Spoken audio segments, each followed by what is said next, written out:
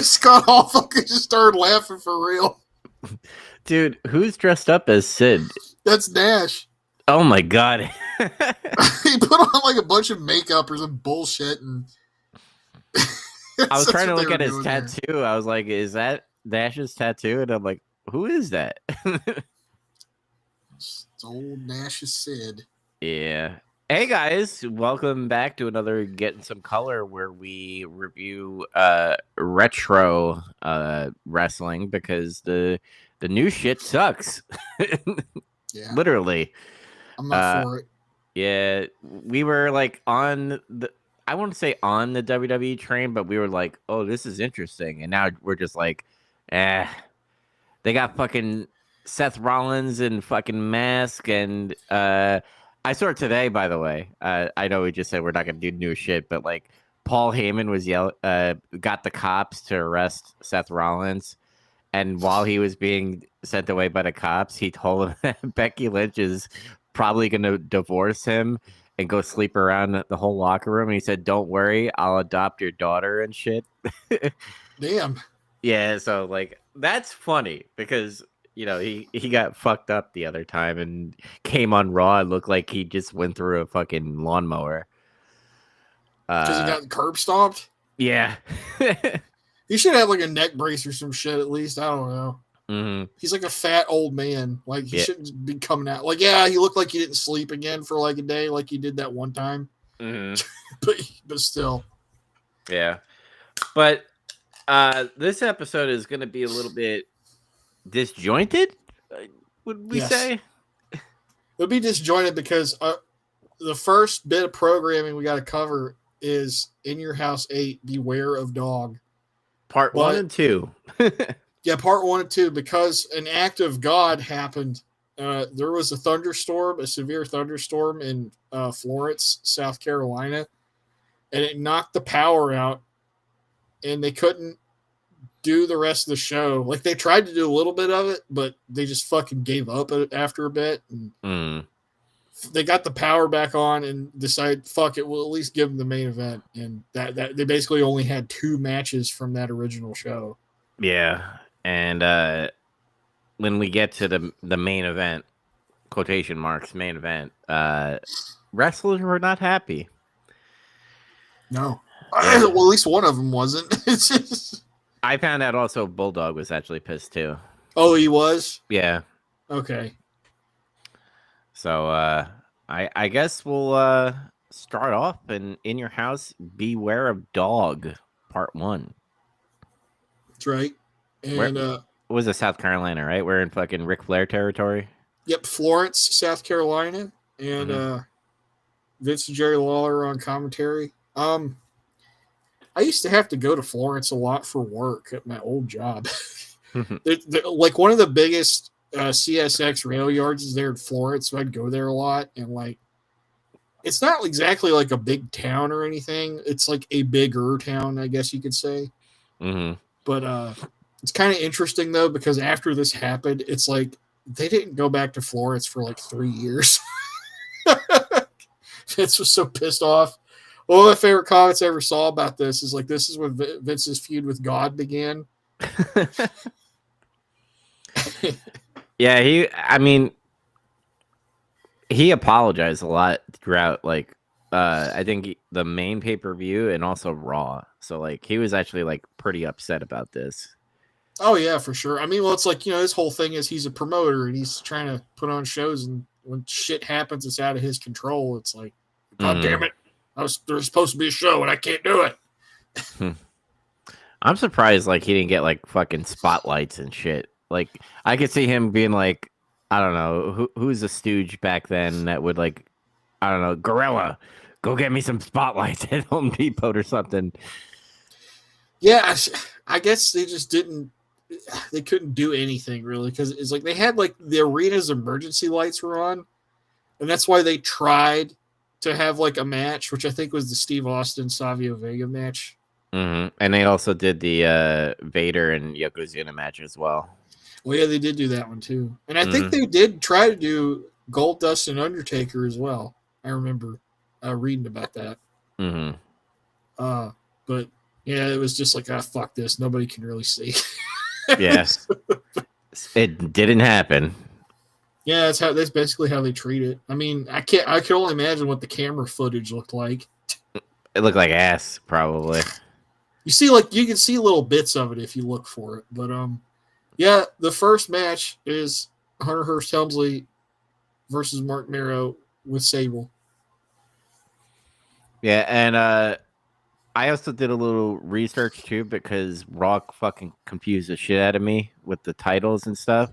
The Smoking Guns win the WWF Tag Team titles from the Godwins, kicking off their reign because fucking Billy Gunn kissed Sonny and shit. Now Sonny's with the Smoking Guns because fuck the Body Donnas, I guess.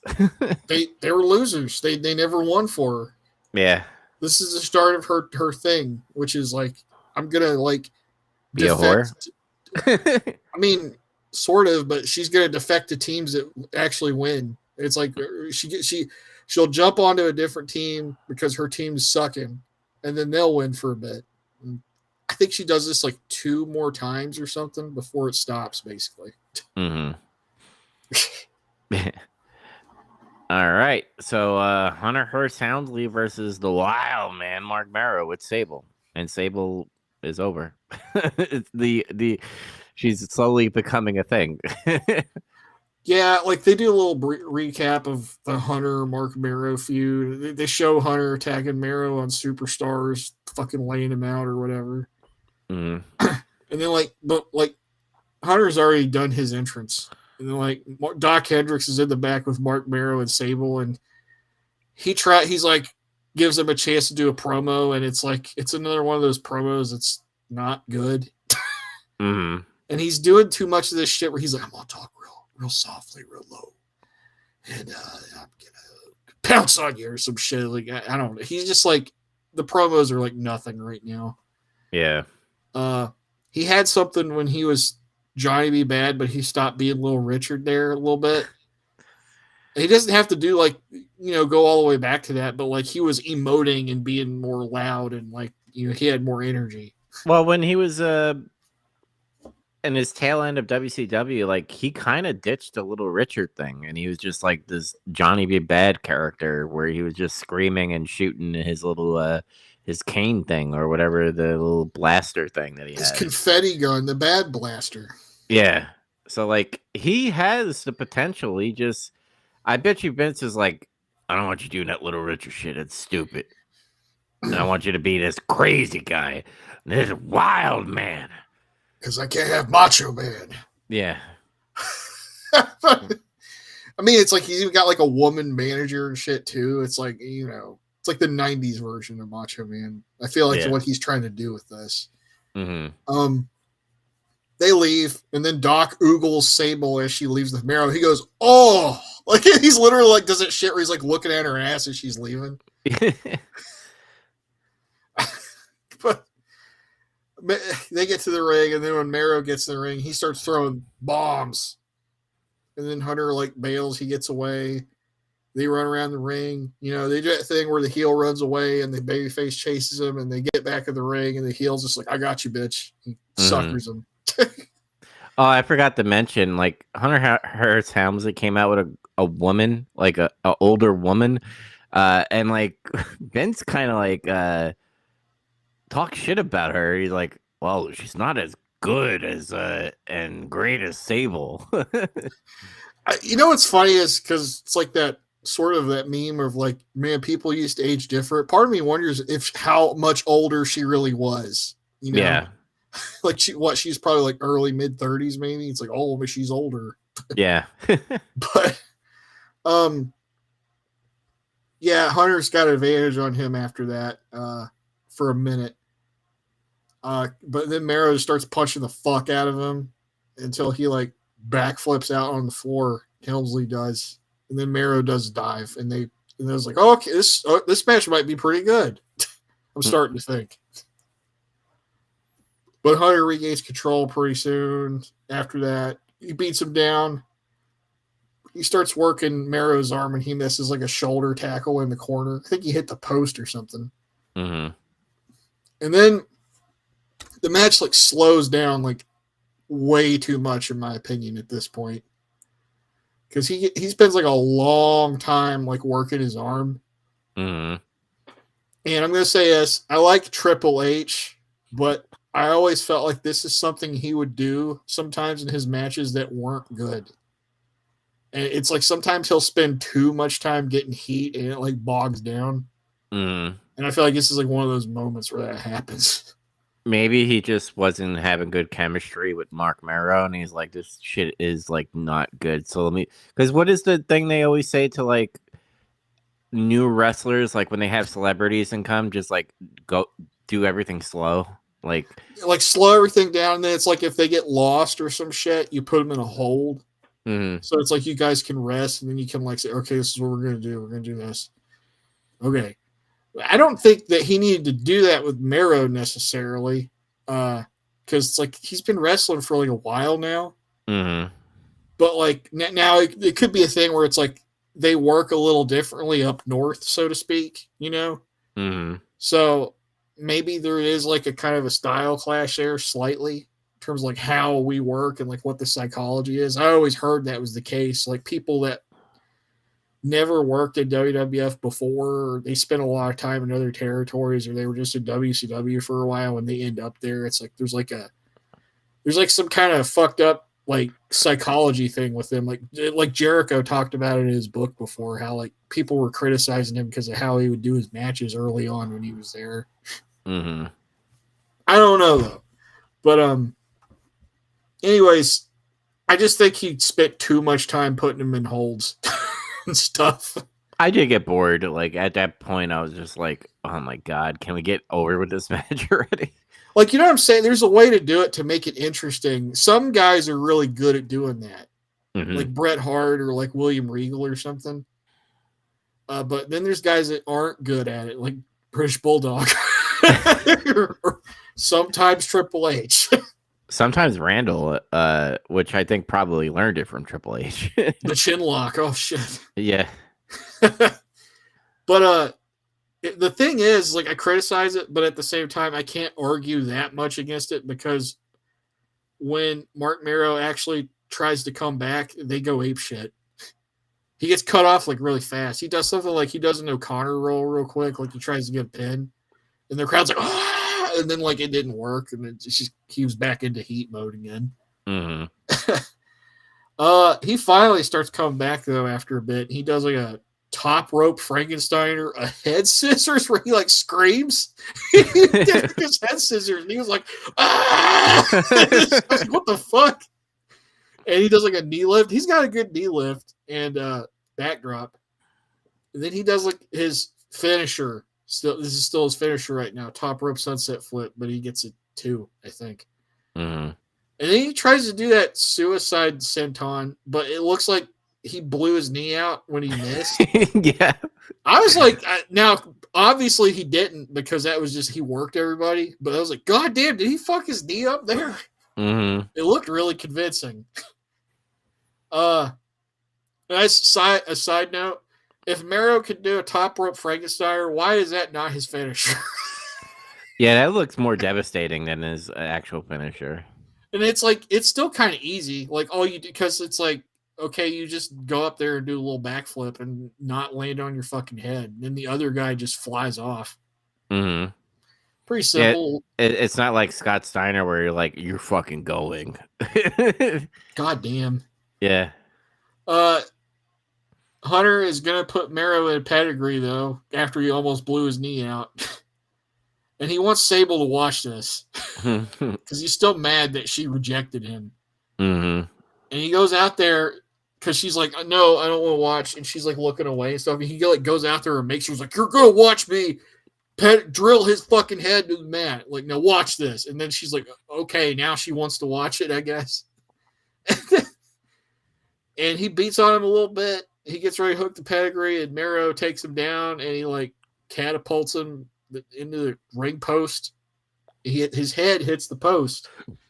You hear like this big slap, and he sells it like it killed him, and he pinned him with that. Mm-hmm. And then we see, oh, okay, Mero's okay. He's fine because he gets up on his feet. He didn't actually fucking blow his knee out or anything. Yeah, he's like celebrating and shit, and I was like, oh, okay. It was good. He got me though. I was like, shit, is he all right? He worked you.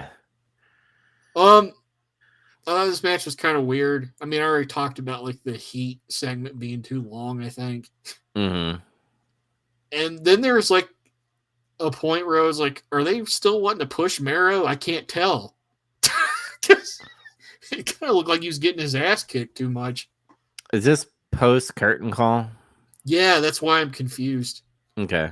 I was like, wait, isn't he getting punished now? And then the finish happened, and I was like, oh, maybe that was because the finish it doesn't make it. Kind of makes Hunter look like a jerk off a little bit because of his position in the card right now. Mm-hmm. But I kind of like how they did it though, because he's like, even though someone will say it's stupid, but like when he's like talking to Sable, like you're gonna watch this, and like he gets back in the ring, like that's kind of his out a little bit. He's like he wasted time, and then Mark Mero regained his consciousness and like fucking owned him pretty much. Yeah, like I don't hate the finish, but like you could kind of see this is the start of like, oh, because he's like a solid mid card heel right now. He did a main event with Shawn Michaels on Raw, and it was a good match.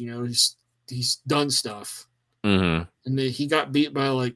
I'm not saying they shouldn't beat somebody because I argue it would. If you got catapulted and your head hit like a steel post, I think you could get pinned off of that. I mean, look at Cesaro. He fucking chipped his tooth off of that thing. Remember that? I do. Yeah. Some people go hard into that shit. Yeah. I give us a 5.4 though. Oh yeah, I gave this a 5.3. I kind of still liked it. I just got really bored, and I was like, oh my god, they're really slowing this down. Maybe they caused the power outage. They sensed a power outage was coming. Mm-hmm. Like somebody was like, you know how people say, oh, my knee hurts, there's a storm coming kind of thing? Yeah. That's what Mark Mero says. Hey, brother, my knee hurts. What we need to do is not try very hard because it's not going to matter. Yeah. This whole pay-per-view is going to get borked anyway. Let's just work a house show match. Yeah. Mr. Perfect is interviewing Camp Cornette. Yeah, that was cool. And it's always nice when he shows up. Yeah, and we'll get to see him in part 2 of Beware of Dog. Yeah, he's like in the back with Camp Cornette. And Clarence Mason's there, and he's like in a neck brace, and his arms in a cast, and he's like this. He's like this like retard. I'm sorry, he's in a retard pose. Did HBK like hurt him? Like what happened? Yeah, he hit Sweet Shit Music, and that's what he did to him. It fucked up multiple bones in his body or something. No, I don't know. I never figured out like why he's like that. But Cornette says that he has to manage Vader tonight, but he wanted Bulldog to have the undivided attention of a manager. So he went to the South Carolina Athletic Commission and he got Owen Hart a manager's license for tonight. And Owen's like got this card and he's like shoving it in Bulldog's face and shit, like he's fucking with him. And he's like, so Owen's gonna like be there to help Bulldog tonight. That's what's supposed to happen. And he's got a slammy, right? Yeah, he won a slammy. Remember, he did it. Woo! I did it, and I did it all by myself. Yeah, that was a funny. Like I was just laughing because Clarence looked like a fucking idiot the whole time. That's like still the biggest mystery to me. They haven't explained why he looks like that now. Maybe we'll get like a recap from Cornette because Cornette loves to do recaps in his promos. Yeah, I thought he would. Yeah, but like, maybe he did and I forgot. Is that what you're saying? No, I'm saying like maybe later on in like some Raws, be like, oh, he'll say something like, Shawn Michaels hit him with a car. He hit him with a tried to run him over with a rental car. Yeah. Oh yeah, Doc Hendricks is in the back with Shawn after this, so he gets to do his promo. And he's like, Shawn looks like someone shot his dog because he looked pissed. I guess this is after the power went out. Like maybe I don't know. I kind of want to have like hear a podcast, I don't know, from like Undertaker or whatever about all this shit. Like what happened in Beware of Dog. I know for a fact Jim Cornette's talked about it a little bit, but like I couldn't find a specific because they're really good about uploading like video clips on their YouTube channel of like specific things they talked about on their show. Mm-hmm. And I guess it doesn't have its own clip. It's probably part of some broader conversation, and I just don't remember what it was. Yeah. Because I tried to find it. We were talking about this when we were watching this originally, but I could not find it. Mm-hmm. Sean says, despite everything that's happened tonight, that makes me believe that, yeah, this is post-power outage. Looking back on it now. He's more focused than ever, and he says all this crap that's going on, it belongs on Melrose Place. I'm like, lol. That's Whoa. I remember that. And he's like, the entrance starts for him, and then he's like leaving with Jose Lothario, and he bumps into Mr. Perfect like near the entranceway, and they like stare each other down for a minute, and then Mr. Perfect just grins at him, and I'm like, what's that? What's that about? Mm-hmm. What's that?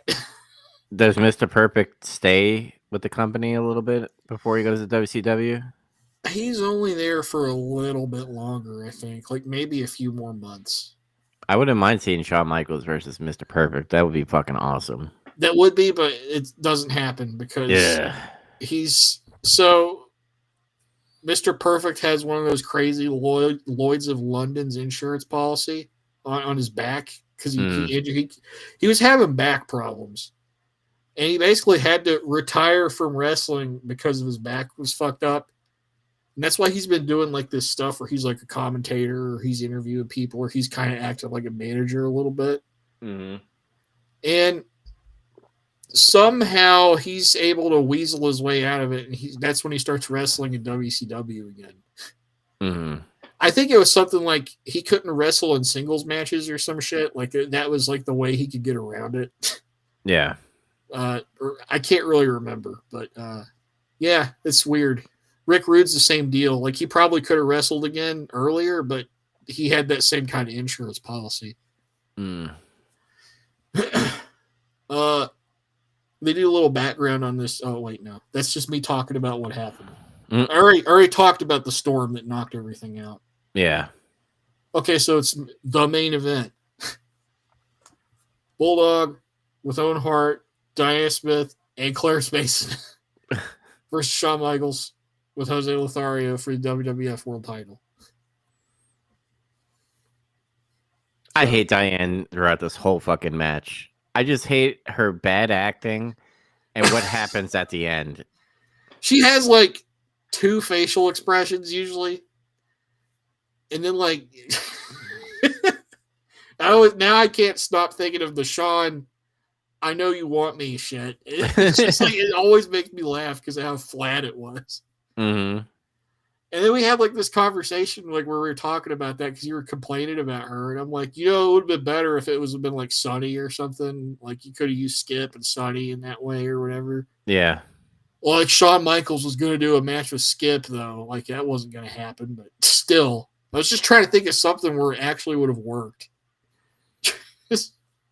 I just that kind of makes sense. Like he threw that Melrose Place fucking thing in his promo. It kind of makes me wonder, like when they were booking this, like we need to have like an affair thing going on in this match. Would Bret Hart be fucking entangled in a sordid affair? No, he just did that on his own time. Yeah. He kept that shit like off to the side. Mm-hmm. But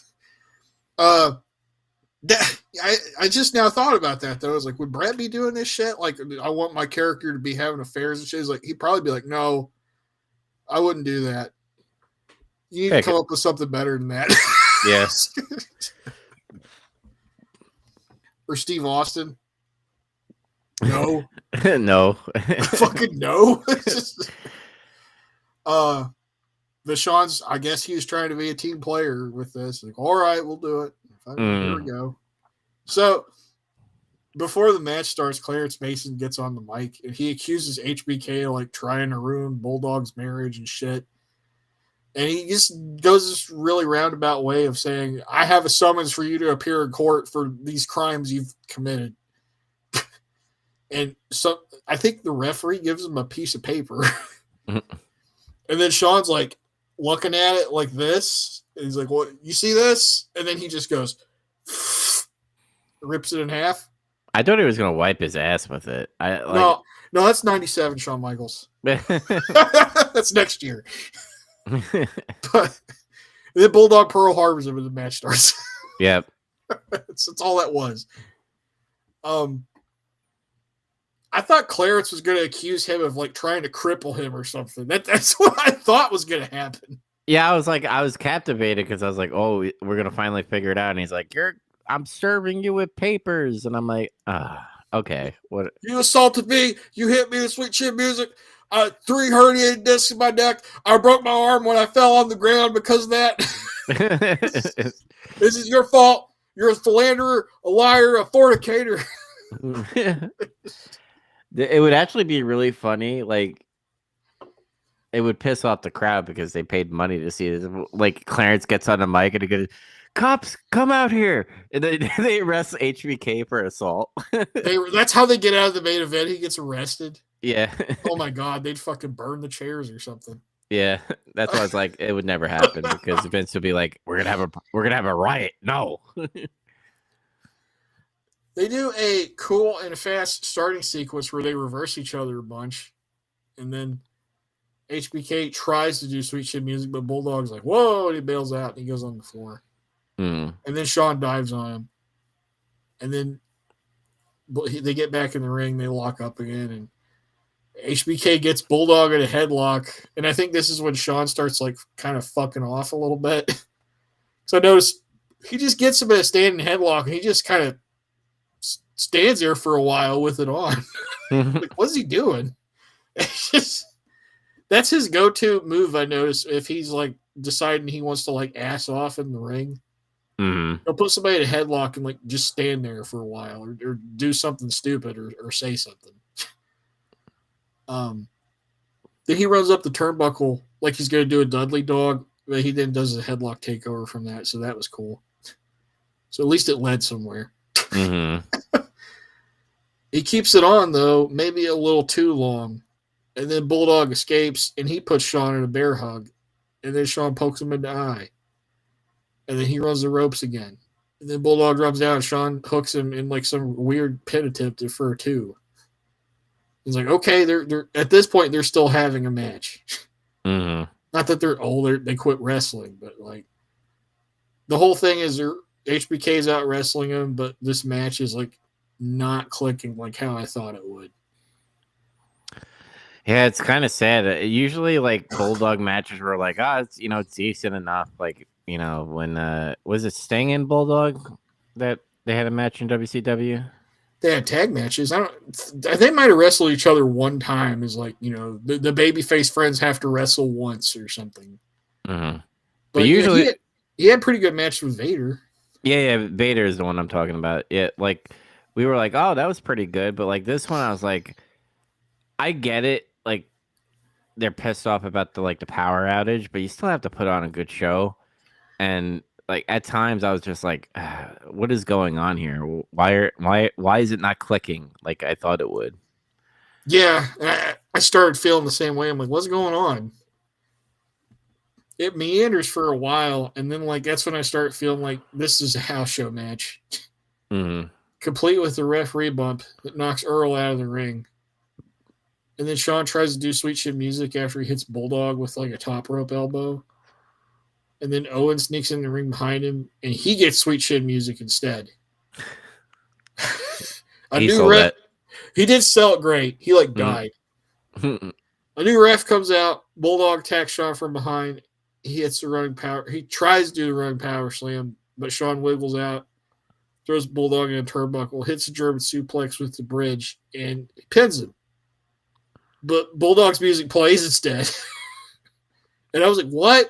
And then Bulldog and them take the title, and it looks like they won. But then Gorilla Monsoon comes out, and it turns into like this big kerfluffle with that. And that's when Well, Diana stole the belt. She tried yeah. to steal the belt. Yeah, she steals the belt. She like slowly gets out of the ring, goes up the ramp, turns around, cameras on her face, fucking lifts the title. It's upside down, and she has her blank stare, like pissed off look. And then Gorilla just comes up right behind her and takes the He title. stole it from her, like right out of her hands. Yeah. Give me that. Shit was great. Yeah, I popped for that. I was like, yeah, fuck that bitch. But basically what happens is Gorilla declares it a draw because they can't very clearly determine, like, did somebody get pinned? They decide both guys got pinned. I would have So- done it. I would have done this a better way because, like, this is just. It feels insulting for a crowd that is sat through fucking, pitch black and all that stuff. Like, then you have it as a draw. I would have had Shawn Michaels go over. I would have. What would I have done? I would have made Bulldog still look good, but you have to have HBK win. This is gonna sound stupid. This is what I just thought of. I would have had the lights flickering, and they would have went off, and then you catch something. It's like a Seth Rollins dude in a ski mask thing. Okay. And somebody assaulted Shawn. He's out, but like the referee was down. Like, what the fuck? What? And then, and then like you think he's gonna get the pin, but like Gorilla Monsoon saw it and he's like, somebody sabotaged the lights. They tried to use this excuse that the power was still messed up or whatever. It's Bret Hart. It was Owen Hart. Oh, okay. that was going to be my thing. Is like somehow it was Owen. Like I wouldn't have just had him be a manager out there. It would have been different, basically. Yeah, I actually like that too. Because he has a cast now. Mm-hmm. He starts doing the cast thing. I don't know. I just came up with that off the top of my head. Man, that was good. I liked it. I would have been like Shawn always hated Bret, so like Bret like fucking returned the favor. He's like, I screwed you. He showed up just to fucking knock him out. Yeah. See, my idea continues the canon that Owen just keeps giving people concussions. That's like his sub gimmick. Uh-huh. He just did it again. He's like, Shawn, I knocked you out one time. I'll do it again. I'll end your career. Woo! Yeah. I gave us a 5. I'm a little bit harsher. I gave it a 4.9 out of 10. I wasn't a big fan. We're right there. I'm not either. It just kind of was what it was. They tried to do some shit, but then like you could tell like both guys were kind of checked out. Mm-hmm. I didn't write this down, but I noticed specifically there was this part. I think I mentioned it in the chat when we were watching it. Bulldog had Shawn in a chin lock, and he's not even selling the chin lock. He's like looking at Hebner, and he's like, "What the fuck are we doing?" Like that literally looks like what he's saying. Like he's just having a conversation with the referee. And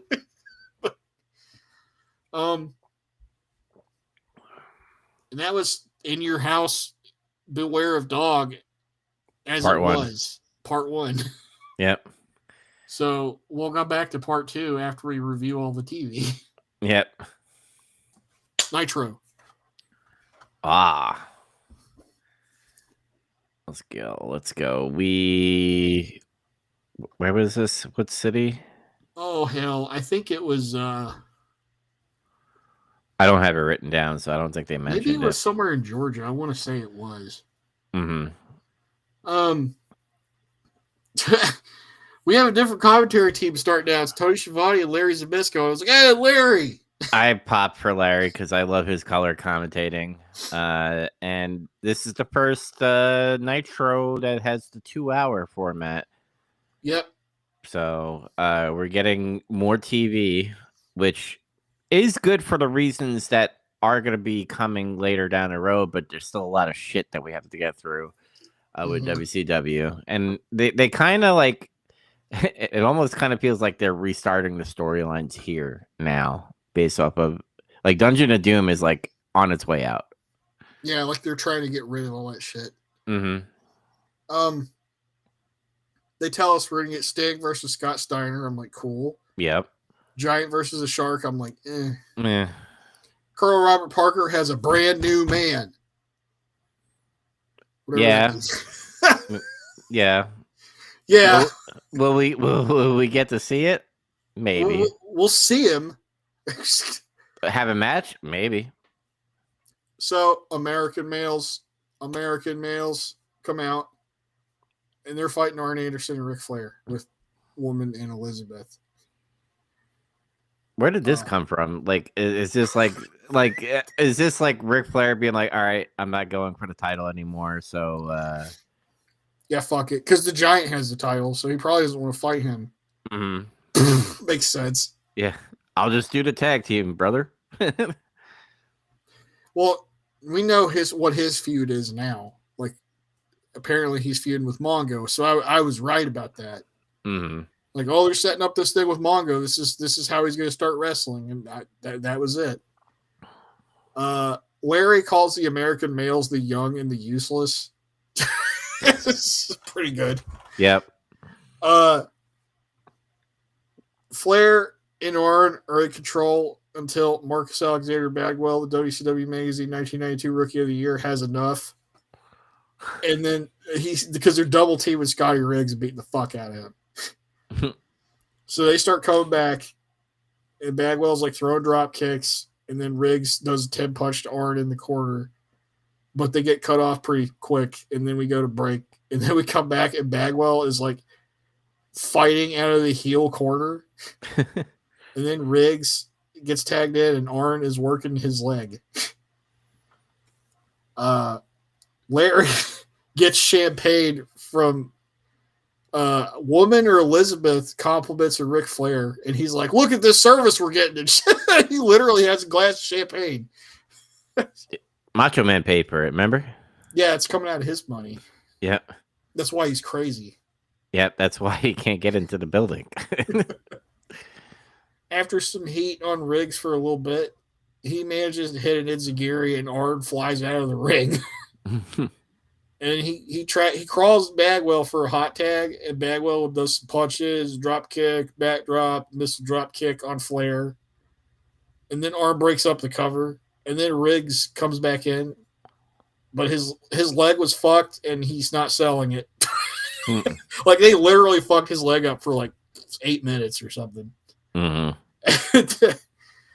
And then Arn and Bagwell Bagwell and Flair do like a funny small package bit. This were like, I think Bagwell hooked the small package, and then Arn was like, no, fuck this. And he like shifts it over to where Flair's covering him. And then like Riggs sees it, and he's like, no, fuck this. And he shifts it back the way it was. See, what I like about Ric Flair and Arn Anderson, like, they're serious people when they have to beat the shit out of people, but they do like these comedy things where like it's very hokey, but it still fucking works for their characters. It's like comedic heel shit in the right way. Mm-hmm.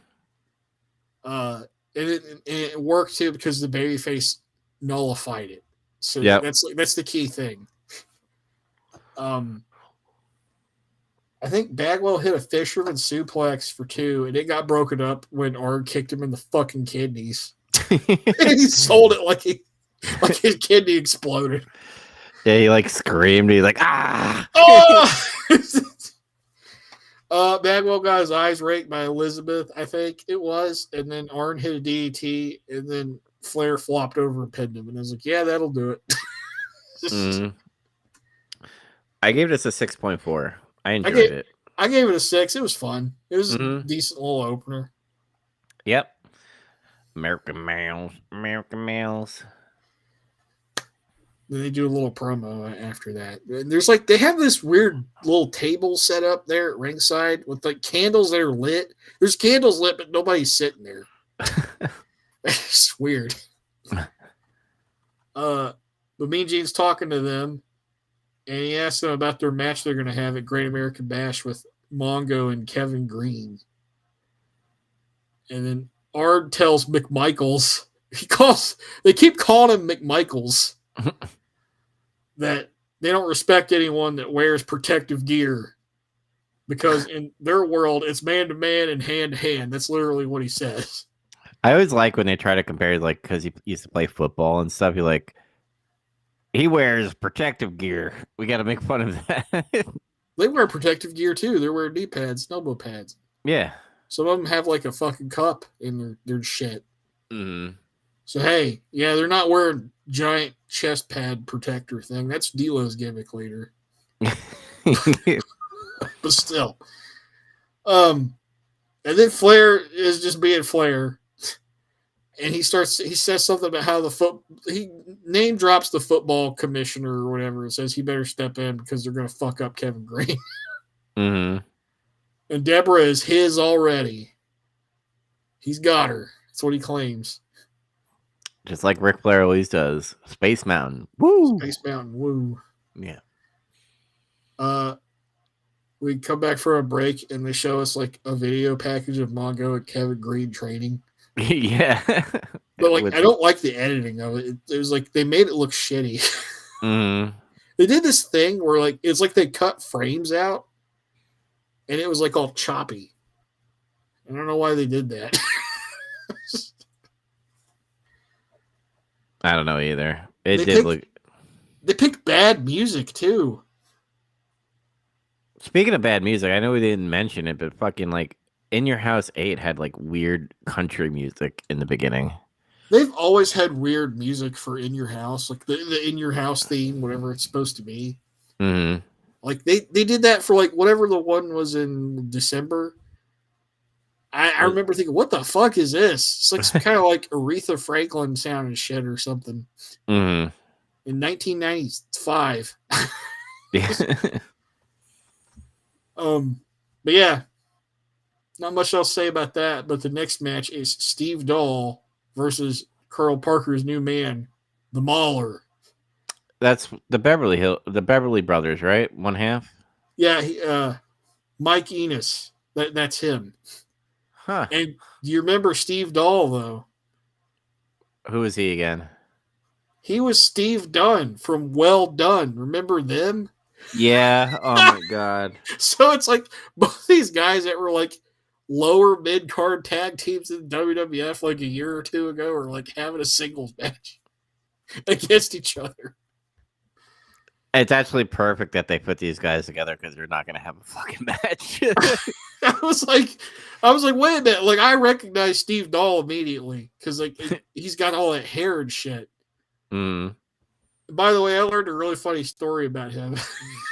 So this is just a little side because we talked about Sunny and shit earlier. Mm-hmm. And you know how she had like a lot of heat with like the guys back then? Yeah.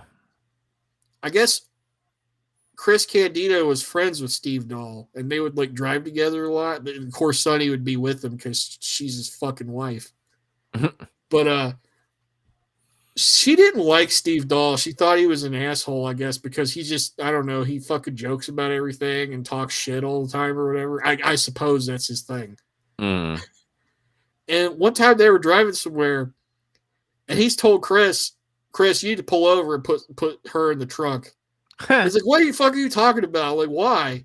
And she's like, you're not putting me in the trunk. He's like, yeah, you just need to do it. You just need to hurry up and fucking do it.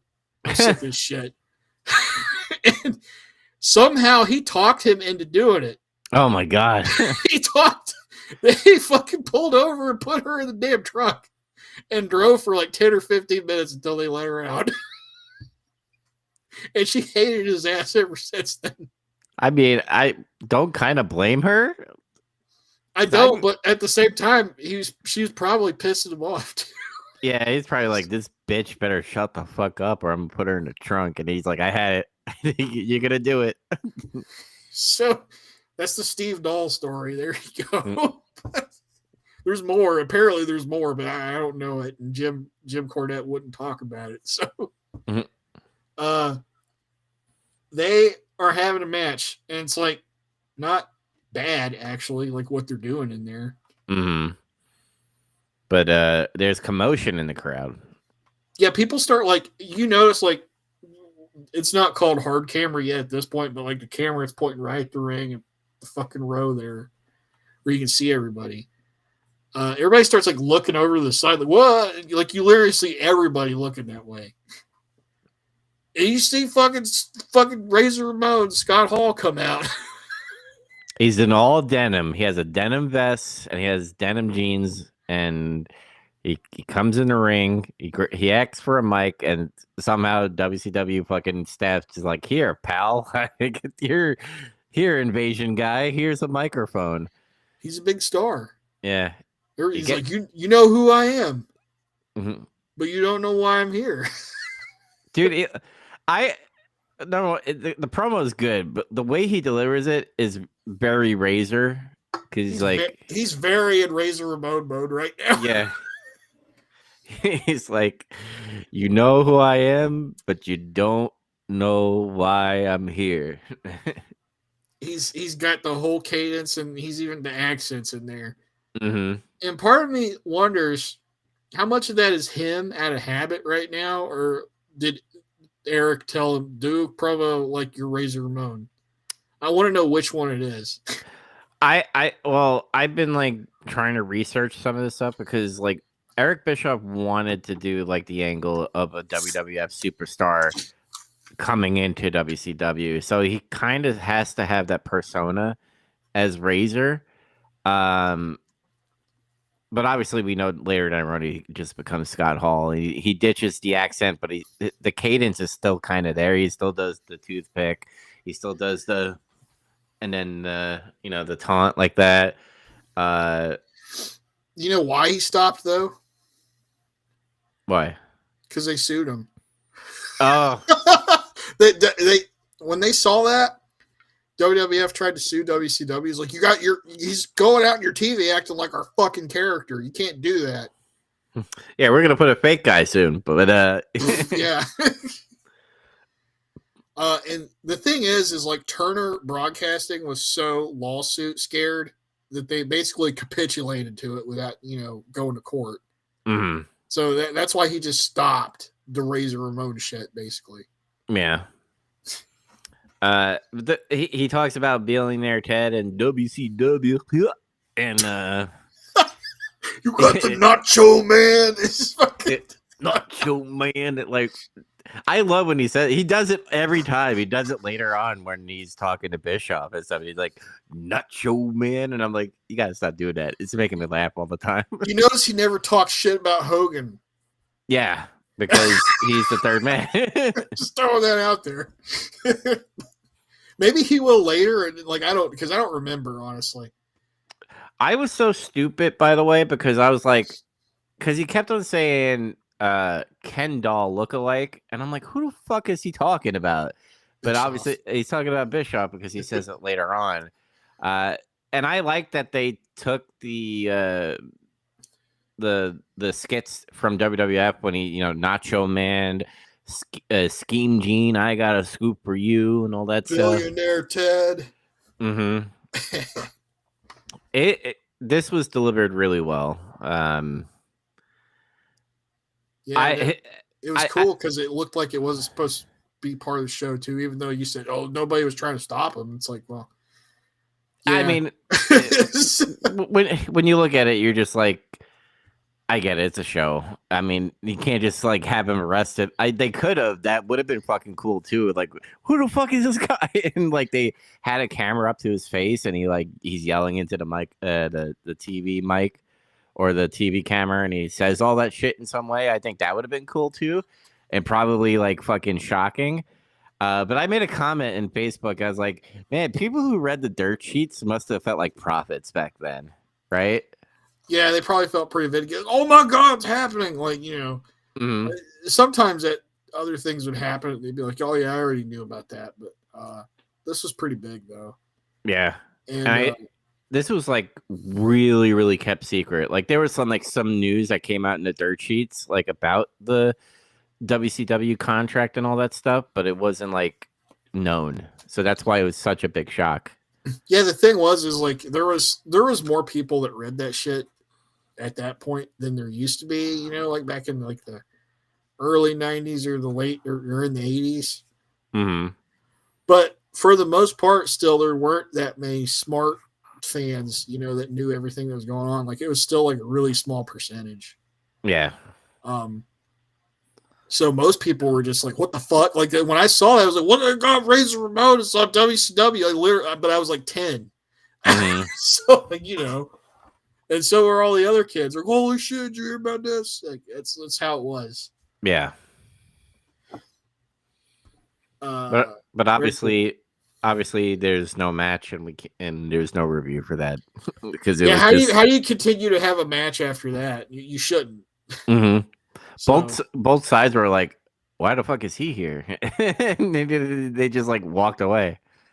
yeah, and like, to their credit, like, this is like touches on the whole thing where it's like, well, they didn't really try to stop him. It's like, well, this is like the first time he appears, so maybe it was like, well, let's see what he has to say, because after this, every time they show up, they actively try to stop them. Mm-hmm. Like, I'm pretty sure, like, the next time we see him, it's like there's going to be like more security, or like people are scrambling to try to like block him or something from doing something or whatever. Mm-hmm. So it escalates. Yeah. But iconic segment, iconic promo, basically. Some people say this is when the Monday Wars start because, yeah, they were taking big stars like Hulk Hogan and Macho Man, but they were starting to take the new generation. They were taking Scott Hall and they were taking Kevin Nash, and then they'll take more later down the road. But don't forget about Lex Luger. Yeah, even though he got his start there, they took him back. Yep. Sergeant Craig Pittman with Teddy Long versus Diamond Dallas Page, who's back. Yep. We missed him coming back. I think he was injured, I guess, because he was gone for a while. And suddenly he's just here again. And apparently he won that Lord of the Ring tournament. He got like a little push when he came back. Yes. So I guess Sergeant Craig Pittman found him a manager. Remember that? Yeah, he was like asking Heenan and stuff, and then Mongo, and he was asking everybody. Theodore Long came in. Holla holla. DDP's a sight for sore eyes to me, though, because it's like, goddamn, like, a lot of the matches they've been putting on Nitro, like, the last few months have not been, like, that good. And I feel like, not that there's no good matches, but it's like, I really feel like he was sorely missed. Mm-hmm. Because he's like a guy who, like, tries to maximize his minutes. You can tell. Yeah. That old saying. Because he eats it up. All the TV time he gets, he tries to do something with it. They do this hilarious spot where, like, he's trying to goad Pittman into doing push-ups. So, and then he does, it works, and then DDP's whole thing was I'm gonna kick him in the fucking face. He fell for it. And then when he tries to do it, it's the Charlie Brown thing. It's like he misses. He fucking dodges it. He just comically, like, misses the kick and lands on the back of his head. He does a few more creative, unique bumps and spots. Like, he sells a headbutt where he flies out of the fucking ring, and he's like so fucked up, he gets like tangled up in all like the camera cables, and he has to like get out of it. It's like he's out there fighting, trying to get himself untangled. Mm-hmm. And then there's a point where Pittman, he tries to like put on his code red armbar, and DDP's like grabbing the ropes. And Teddy Long's like right there at the apron. So what DDP does is he like grabs him by his coat collar. And Teddy Long's like, oh, the fight player, ah! And then like Pittman, like he shoves him or something, and then Pittman's like, oh shit. And he lets go of the hold, and he's like checking on him. And he's like kind of halfway through the ropes, like he's gonna come out. But then he decides not to. And when he turns back around, DDP diamond cutters him and pins him. Perfect. I guess he started doing the diamond cutter, I guess, too. That's another thing. I love the diamond cutter. I love Randy's RKO, but the diamond cutter looks fucking devastating when he does it. He almost looks like he fucking breaks his like opponent's neck, or at least hurts it a little bit. It was like the WCW stunner. Mm-hmm. Except DDP was like so fucking creative and mad scientist about it. He started getting into this shit. Where was like, I want to figure out different ways to do the diamond cutter, bro. And like that was like his whole thing for a while. Just how can I do it differently every time? Mm-hmm. And then I don't know, he told Eddie, like, I don't know if he told Eddie, but remember that one where he had him up like he was going to do some other move or some shit? And he popped up? Yeah. He flipped him around in midair and then, like, did the diamond cutter. Like, what the fuck? Crazy. Essay, I'm gonna flip myself. Don't worry about it. Okay. Yeah, it was Eddie. Eddie told him that. Yeah. Of course. Mm-hmm. The Shark. Yeah, I didn't score it either. The Shark having a promo. He's not with Dungeon of Doom anymore, and he wants a title shot. And I'm like, why? Like, why does he deserve a title shot? Because he's the Shark. Why is he a Shark? Like, why would he still be the Shark after he got excommunicated? Shouldn't he just be John Tenta now? Yeah, just do that. Like, or what was he before? Like Typhoon? Remember, like when they initially brought him in, he wasn't Earthquake because he couldn't be Earthquake. Yeah, it was Typhoon. Well, he tried to be the Shockmaster, and that didn't work out. Yeah. No, that was Tugboat. Oh yeah, that's Tugboat. I'm sorry, mixing up fat dudes. That's Uncle Fred. Yeah. But yeah, he was like Typhoon. Like, I would have rather had him be Typhoon because like it's still part of his kind of like old gimmick in a way. But now he's like, I'm Shark. Look at my teeth. It's spray painted on my face. I think he was Avalanche actually. Yeah, I think you're right. I think Typhoon was like what Uncle Fred's gimmick was. Sorry, he's had so many gimmick changes. Mm-hmm. It's confusing. Now he's a Shark. And yeah, I'll give him credit. He actually sounds fucking mad. Yeah, it was like an okay promo, but yeah, it's like why does he get a title shot? And I also, in the same breath, I'm like, he's not gonna win. Fuck no, he's not gonna win. Yeah. So before that, though, there's like a recap of Macho Man going insane because of alimony payments. That's all it was. Just showing you, look at all the shit he's been doing for like the past 2 months. He can't even come in the building anymore. I can't blame him. Alimony sucks. So, did you do any research, or do you know like why Macho Man's not in the picture right now? Is he hurt? Is he doing some type of TV show? I don't know actually, but he's been working with like a fucked up arm this whole time. Mm-hmm. So maybe they finally were like, you know what? Like, just take like a month or 2 off and let your arm fucking get fixed, and then you can come back. Yeah, maybe. I'll have to try to look into that. Then there's another video package of Hulk Hogan hobnobbing with like a bunch of celebrities. That's all it's for. Is look at Hulk Hogan hanging out with all these celebrities. You know what I'm going to start doing now, since like we know Hulk Hogan's the third man. I kind of want to see if they tip their hand a little bit in like promos or him on Nitro. Yeah, now that we know we're older, we can kind of watch for it. Mm-hmm. It's like when I said, Hall didn't bury Hogan when he was making fun of people. Yeah. But I don't know. I think at that point, they didn't even know Hogan was going to be the third man. They had to talk him into it, remember? Oh, yeah, that's right. They were like looking for Sting, right? Sting was like the option. They were thinking about doing it with Sting, yeah. That would be so fucking wild, dude. Just seeing Sting be the fucking NWO guy. That would have been wild. It would have been different. I don't know if... I don't even know if it would have worked as good, to be honest. It's kind of weird. Yeah, we wouldn't get the infamous Hogan, the Woodmaster, when he's talking about banging chicks. Wood in the hood. Yeah. Fucking stupid.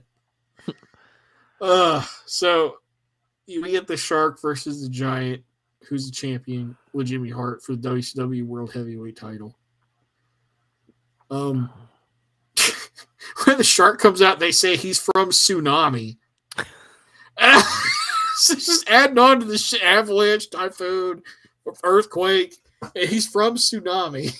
It's like Tsunami's not a place. Mm-hmm.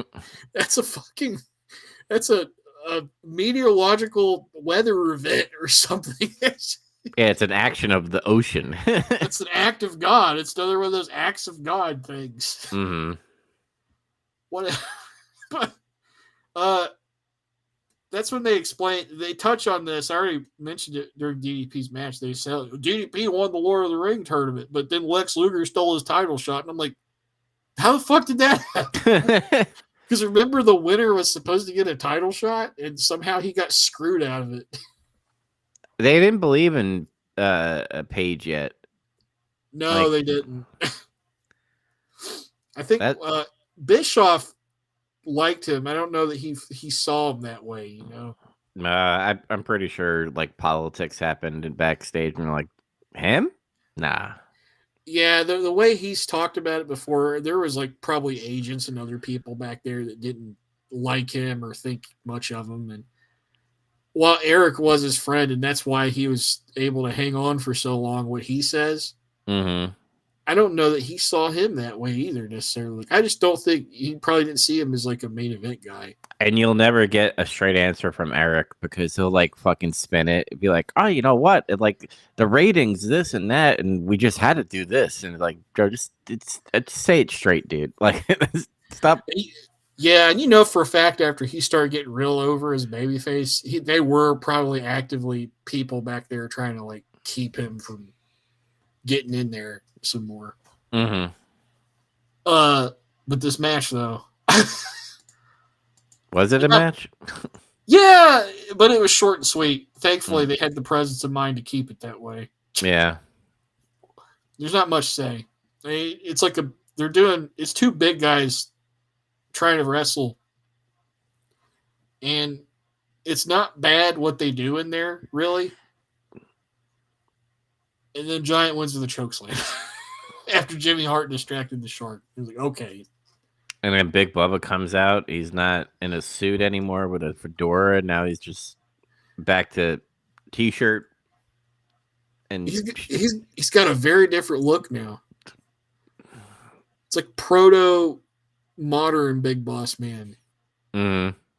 This is when he's starting to become a menace, though. We're starting to see that arc unfold. Where like, now he's like shaving people's heads and shit and fucking with them actively. Mm-hmm. And this is going to escalate all the way to him like stealing Al Snow's dog and feeding it to him. And fucking like ruining Big Show's father's funeral. Yeah. I can't wait for that. Oh, insane. Yeah, they shaved his head though after they knocked him out. Max with 2 X's versus Lex Luger, champion for WCW World Television title. Do you recognize Max? I vaguely. Who is he? He's Max Muscle. Remember DDP's bodyguard guy, that big jacked up dude? Oh, okay. He was like there for like a couple months and then he was gone. Is he off the juice? No. Okay. I think he's on the juice. It's just he's got so much weight. It's just he's just big. This guy is fucking huge. Yeah. For real. Like he's not fat. He's really big. And like it's funny because Lex is jacked, but like he looks fucking small compared to him. Yeah, he had a hard time putting torture rack on this dude. Yeah, he's like it was tough, but he got him up there. Mm-hmm. Lex got a cool in-ring pyro for his entrance, but nobody had the presence of mind to tell Lex to face the hard camera pose. So you saw like the back of him at like a 3/4 angle, and then there's like fire going off and shit. You're like, oh, that looks shitty. Come on. Yeah, with 2-hour wrestling now, I noticed that the entrances are kind of a little bit longer now. Yeah, they're trying to milk that time a little bit. It's not like modern day WWE where they milk the fuck out of everything, but yeah. God damn, we gotta sit through all these people's entrances, like all of them, all the time. Shit. I was talking about how big Max is. That's like the most positive thing I can say about him, though. Yeah, the wrestling. Yeah, there's not much to say. He looked kind of lost in there, I thought. I mean, I'm not like a fucking wrestler or anything. It's just I've seen so much of it. Mm-hmm. There was here's an example where I think he was lost because he messed up a pinfall attempt. It's like he did something, and then like he like hesitated. That's what it was. He power slammed Luger, and then he like paused, like he was supposed to cover him, but it's like he froze up and forgot what the fuck he was supposed to do. He forgot the script. Yeah, something. And Lex put cover me. But, and I gotta say, I'm gonna criticize him a little bit. A guy that big should not be throwing forearm shots. I'm sorry. Mm-hmm. They look shitty and weak. It's like learn how to punch or like do clubbing blows, you know, where like dude just fucking hammers you with his forearm like down like that. Yeah, do a Kali. Yeah, do Kali. Yeah. Do Giant Gonzalez. No, don't do him. Kali's looked fucking like early Kali. That looked fucking devastating when he did that shit. He tried harder. Yeah. Luger sold a lot for him though. I'll get I give him that. Not a lot of screams though. He didn't do his Lex screams that much. It wasn't worth it. You can tell like this guy doesn't know what he's doing. And, like Lex isn't like an amazing wrestler, so it's like it's bad, you know. That's how we'll know who he respects is the louder the scream. The louder he screams and oversells, the more he respects them. So you know the reason there, Ric Flair, he's doing like dinosaur screams. Eventually, though, he gets him in a torture rack. Like he muscles him up there barely, and he smits him. Yeah, it's a shame because like only if he maybe we see him later down the road, but I doubt it because I don't remember I only remember him being with DDP, and then now obviously seeing this, I don't remember him later on. He might have a couple like mid card matches that get thrown in there. Yeah, he probably have a couple more Nitro matches. He probably wrestles on Saturday night a couple times, and I don't know, maybe they try him in some fucking low card tag team, but yeah, he doesn't really end up going anywhere. I gave this a 4 out of 10. I gave it a 4.8 because Lex was trying so hard. He was selling so much. He hit him with that bionic elbow thing. The loaded forearm. Yeah. I mean, yeah, I guess it's loaded. I mean, there's a plate there, but it had to be there. Mm-hmm. It's not like he went and said, I want a plate surgically implanted into my arm so I can knock people the fuck out in wrestling matches. That'd be fucking cool, though. That would be. Yeah. After the match, BG gets in the ring and gets some comments from Luger. And Gene asks him about how he got the title shot DDP was supposed to get. And Lex just goes, I don't make the matches. That's not my decision. And Lex says he doesn't. Nobody wants the Giant more than he does after what he did to him 2 weeks ago, which we see. Apparently, the Giant chokeslammed him through a fucking table out on the floor. I'm starting to see a trend where everybody's challenging the Giant. Yeah. And it's kind of like it kind of irks me a little bit about the Lord of the Rings stuff now because it's like you gave a title shot for whoever wins Lord of the Ring, and then you have fucking Lex take it, and then obviously we're gonna hear fucking Regal talk about getting a title shot, and he has to go through Sting later. But it's just like it kind of like they're like Lord of the Ring is lame. Let's just fucking retcon it and have Lex take the title shot. He regretted it immediately. And I don't think they ever do that again. Yeah, because you never see it ever again. I really think they just decided, like, we want to fuck with WWF. Let's make Lord of the Ring. Mm-hmm. Like a month before King of the Ring happens. Lex says payback's a you-know-what, and he wants every big man in WCW before he faces the Giant. Like, what the fuck? What does that mean?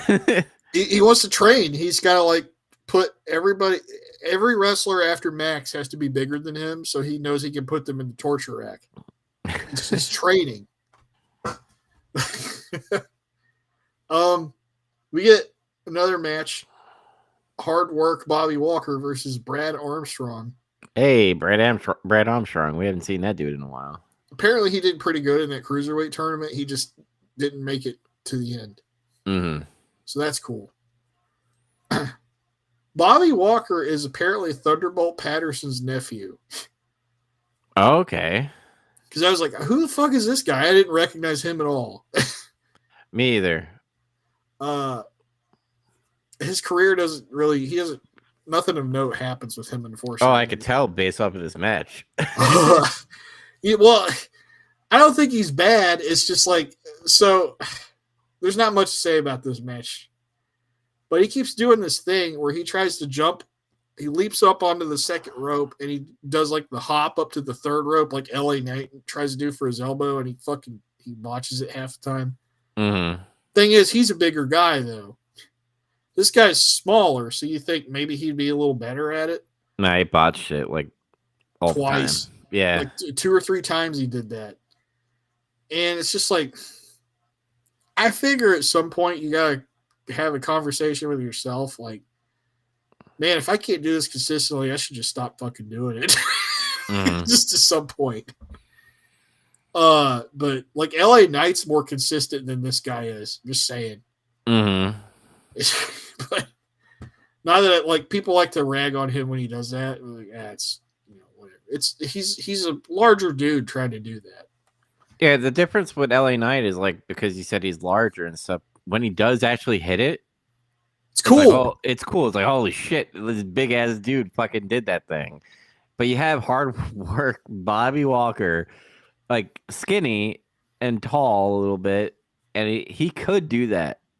It's kind of like what's that guy's name in WWE? That I'm gonna say he does flippy stuff. The newest guy starts with a J. The black guy. Oh, Javon Evans. Yeah, like he's built like him, so like he should be able to do that easily.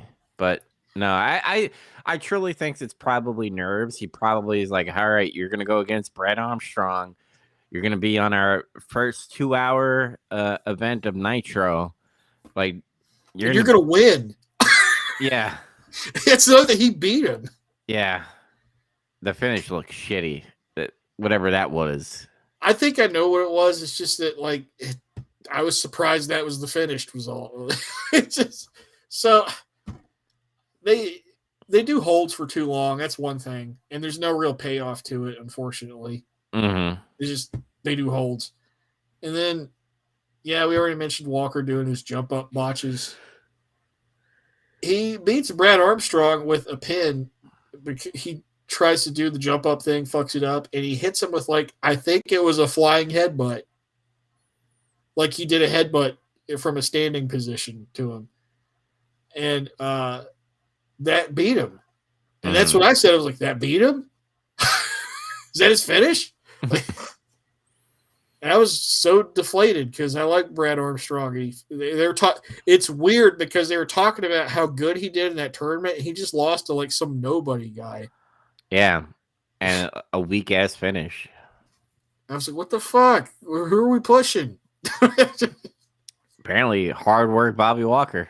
They don't push him. No. And apparently he feels that he was in that lawsuit that was filed against WCW, like when they pretty much dissolved. You remember that? Yeah. Where it was like Sonny Ono and a bunch of other guys were trying to say there was like racial discrimination in WCW. So he was a part of that. And his whole angle was they told me to my face I would never hold a championship. And I'm like, so you think it was because you were black? Because what about Booker T? Yeah. What about Stevie Ray? What about Ron Simmons? What about Ron Simmons? Damn. Yeah. Damn. And so on. I think they just told him that because they just realized, dude, you're just like a little cruiserweight guy, and you're not even that good of a wrestler. and he just couldn't take it, I guess. It's kind of like that Lilo Rush guy who's now Leo Rush, yeah. Yeah, like he got bent out of shape at WWE and they called him like racist and stuff. And then he went to AEW and now he's some like fucking vampire beast thing that like I don't know what the fuck he's doing. Leo Rush is so fucking weird and unstable. Like, I don't understand that guy. Mm-hmm. It sucks because he has a lot of talent, but he's so obsessed with like, I have to be a fucking wrestler, and it's just like the dude's just too small. But like, god damn it, if he would just have the balls to just be a manager, he could be like the best manager ever, and he just doesn't want to do that. Yeah, he has ego. His ego got in his way. Because he could have, this is high praise. I really think he could have been like a new Bobby Heenan or something. Because he has that amazing bumping ability. Like, it's insane. And he can actually work. That's the thing, is he can work. It's just he's so small. And he could have matches if he wanted to.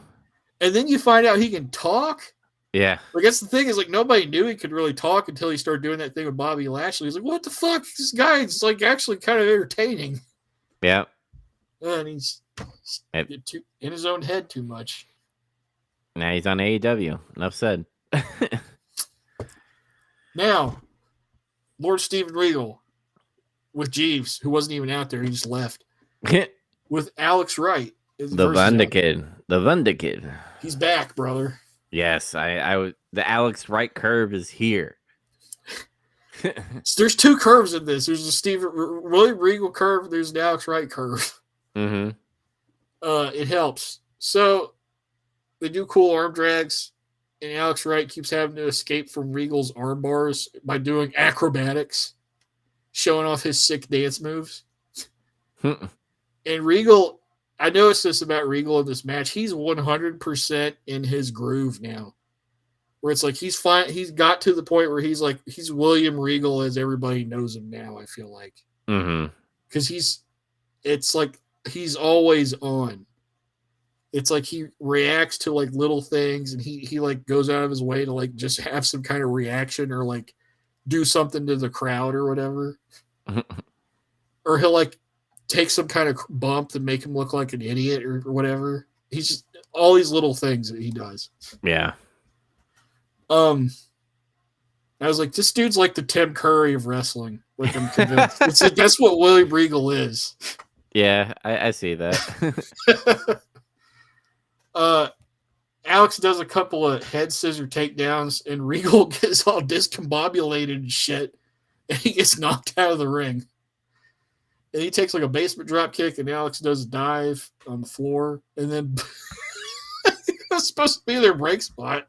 But for some reason, Bobby Heenan's like, by the way, we switched commentary in the second hour. Now it's Bischoff and Bobby Heenan. Yep. Bobby says, you can't stand there, you idiot. I don't know why he said that. We get to commercial. Come back. Regal's working Alex's arm. They exchange European uppercuts. Both of them are some of the only ones that can throw really good looking ones. A lot of people do the European uppercut, and I think it looks like shit. I'm sorry. Mm-hmm. Like, those two and Bret Hart throw really good ones. What do you think of Cesaro's? It's all right. He's in modern day. He's probably the one that does it the best. I don't like when he does that shit where I have to spin all the way around and then uppercut. That's stupid. Yeah, I was gonna say it's very like cartoony when he does it. It's okay when he does it when he runs in the corner, or if he just like does it randomly out of nowhere. Yeah. I don't know why he thought the spin thing was good, and I don't know why nobody ever told him don't do that. It looks stupid. It's like he's doing a Tekken juggle when he does that shit. Regal gives Alex Wright a drop toe hold, though, after they exchange blows, and he puts him in an STF, and he starts doing that shit, that UFC shit, where he's like palming him in the fucking side of the face and the cheekbone, and I'm like, yes. Mm-hmm. It's happening. And at one point, Alex Wright comes back. He does more big European uppercuts out of nowhere. Regal shoots him off in the corner. Wright does the backflip, lands behind him, and he gets a schoolboy on him, but Regal kicks out. I'm like, that was fucking cool. And they go to a headlock takeover into a chicken wing, and Regal's like hitting him in the face again with that shit. Wright starts to do a comeback, uppercuts, drop kick. He hits a backdrop, and he tries to shoot Regal in the corner, and he goes for a monkey flip.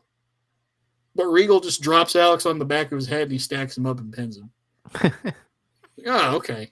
That's fine. Yeah. Really good match. Alex Wright, I liked all the kip ups that he was doing. He was like doing like cartwheels and shit. Yeah. Yeah, it was very like athletic. And Steven Regal, like, sold it in a way. But I love Regal's fucking brutality when he has someone in a hold and he's just fucking pounding their face and shit. Yeah, me too. Mm. It's awesome. I gave this a 6.5. Like I said, the Alex Wright curve, 6.8. All right. Regal gets on the mic and says, here on Memorial Day, his father would be proud of him beating Junior Adolf. I fucking laughed out loud when he said that. I was like, oh my God. And then he talks about, Scott Hall, obviously. And he talks about Macho Man's getting like fucking hit from everywhere, dude. Like he gets brought up even with Regal. And everybody's clowning on him lately. Yeah. And then he throws out a challenge to Sting. And he says the bigger man there's only one big man, and he talks about Finley. Finley got a shout out. Yeah. I was like, fuck yeah, dude. Finley gets a shout. Yeah. In a way, like if you look at this, like Steven Regal kind of like buried the whole fucking locker room. He's like, y'all suck, dude. Finley's the strongest out of everybody here. Yeah, and then like he talks shit about the Giant and Sting too. Mm-hmm. He said like Sting is like a painted faced clown, and he said the Giant's a circus freak as a world champion. He was just burying everybody. He called everybody peasants. Yep. And did he say something about Shane Douglas? I could have sworn he said Shane Douglas. I was like, what the fuck? Is Shane here? I don't remember it. What stands out the most is Junior Adolf and fucking and Finley to me. I did not expect that to be the first thing he said. Like, I was like, oh my God. And then BG's like, you need to like stop saying bad things about Americans. Is like taking advice from you about how to behave is like Quasimodo giving advice about how to walk straight. That was a good promo by Regal. Yeah, I liked it a lot. I was like, fuck yeah, this is the Regal I like. He's come into his own now. He's finally there. Mm-hmm. Main event time? Scott Steiner versus Sting. I thought this, like, I was excited for this because I don't think they've ever wrestled each other that much. I think only a tag match, right?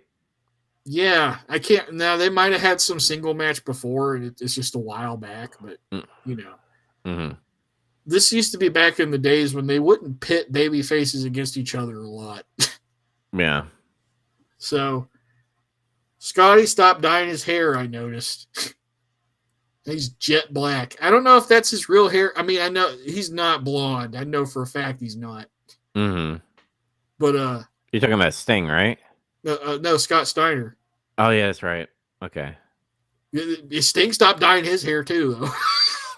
They both did. Yeah. Maybe they're like, brother, let's not fucking dye our hair. Let's be fucking. Sting's in that weird transitional period before he's Crow Sting, where he's quit dyeing his hair and he started growing his hair out for some reason. Yeah, this is when he starts looking like a sad clown with his makeup on. Whoa. I'm not called him a clown too. Yeah, I'm not dissing him, but he does look depressed from here until he turns to Crow Sting. Maybe this was supposed to be like him transitioning to be the third man, and then they decided not to do that with him. Mm-hmm. But both guys are, it's fairly even match starting out. They're hitting big moves on each other too. Like Scott gets advantage pretty soon. He hits like that double underhook fucking power slam move. That's cool. Mm-hmm. And then he starts doing like belly to belly suplexes. And he does an axe handle from the top rope out on the floor. And I was like, God damn, when's he ever done that? Yeah, I haven't seen it, but that was really cool. Scott gets Sting back in the ring, and he eats like a boot in the face in the corner where he tries to charge, but he just takes Sting down and puts him in an STF. And then he puts on an armbar and then some kind of face lock, and it's like he's trying to force Sting to be pinned on the mat. It's like some kind of wrestling hold, where like an amateur wrestling move. Did Sting ever do amateur wrestling? I don't think so. Maybe it was just like, all right, Scott, let's do some of your amateur shit. Yeah, he probably just said, I don't know. They probably could have called this in the ring. I don't know. Uh-huh. But like after that little struggle, Scott, like Sting tries to come back, but Scott just body slams him. And he goes to do something else, but Sting backflips behind him when he picks him up, and he hits a Scorpion Death Drop, but that's not what that's called yet. Yeah, it's the first one, right? Yeah, and it's also not a finisher yet. It's just a move he started doing. Mm-hmm. Sting gets a stinger splash. He goes for another one, but Scott dodges him, and he hits a fucking nasty looking dragon suplex. Mm-hmm. And then Luger comes out, and then Rick Steiner comes out, and they weren't supposed to be out here. And then in the ring, like Scott hits a Samoan drop from the second rope. Yeah, that looks sick. Yeah. And then like Scott tries to do a Frankensteiner, but Sting like put the brakes on, so he just like hit the mat. Sting puts on the Scorpion Deathlock, but it's too close to the ropes, so Scott gets out. He gets up, tries to tombstone Sting, but Sting reverses it, and he tombstones him and gets a 2.9. So it's cool. They did the tombstone spot. Fight to the apron. Sting tries to suplex Scott on the floor. It doesn't work. Scott grabs Sting and tries to suplex him on the floor, but then Lex breaks it up, and then it just degenerates into a fight between everybody, and a DQ happens. So double DQ, I guess. Mm-hmm. What'd you give this match? I give it a 6.5, even with the double DQ finish, because it's baby faces. I don't know. Yeah, I gave it a 6.7. It was cool. I still had fun with it. Yeah. We have Eric and Bobby are wrapping things up, and Scott Hall decides time to come out and talk to the Ken doll. And he says he wants WCW to Ted Turner to find three of their best guys to have a match. And he says we're taking over, and fucking Bishop like, we're, and he's like, who's know, yeah, you know, and like I kept on like, because as an adult now, like you hear clues in the promo, and you're just like, you know, it's like you're kind of like breaking the fourth wall in a sense, right? Because Bischoff is the guy who's probably drawing up the contracts and stuff and negotiating. Because this is not a fact yet, as far as on screen, right? With Bischoff yet? No. Okay. Nobody knows he's like a boss of anything. Mm-hmm. So like when he says that, he's like, you know, and I'm like, does he? I don't think he does. Yeah. Maybe. It was they had this plan all along. He's like, he brings up Nacho Man again. You could get the Nacho. Ooh, the Stinger. Who are the three guys that they choose again to face NWO? It's Macho Man, right? He's in there. I think it's him and Sting. Oh yeah, that's right. And then that's when the third man comes out and everybody throws trash in the ring, right? Yeah, wait, maybe it wasn't Sting. I don't think it was. It's somebody else. Maybe it was Luger. Maybe. Hold on. It's gonna bother me because I think Sting was gone already at that point because they were accusing him of it. That's what led to him to leave.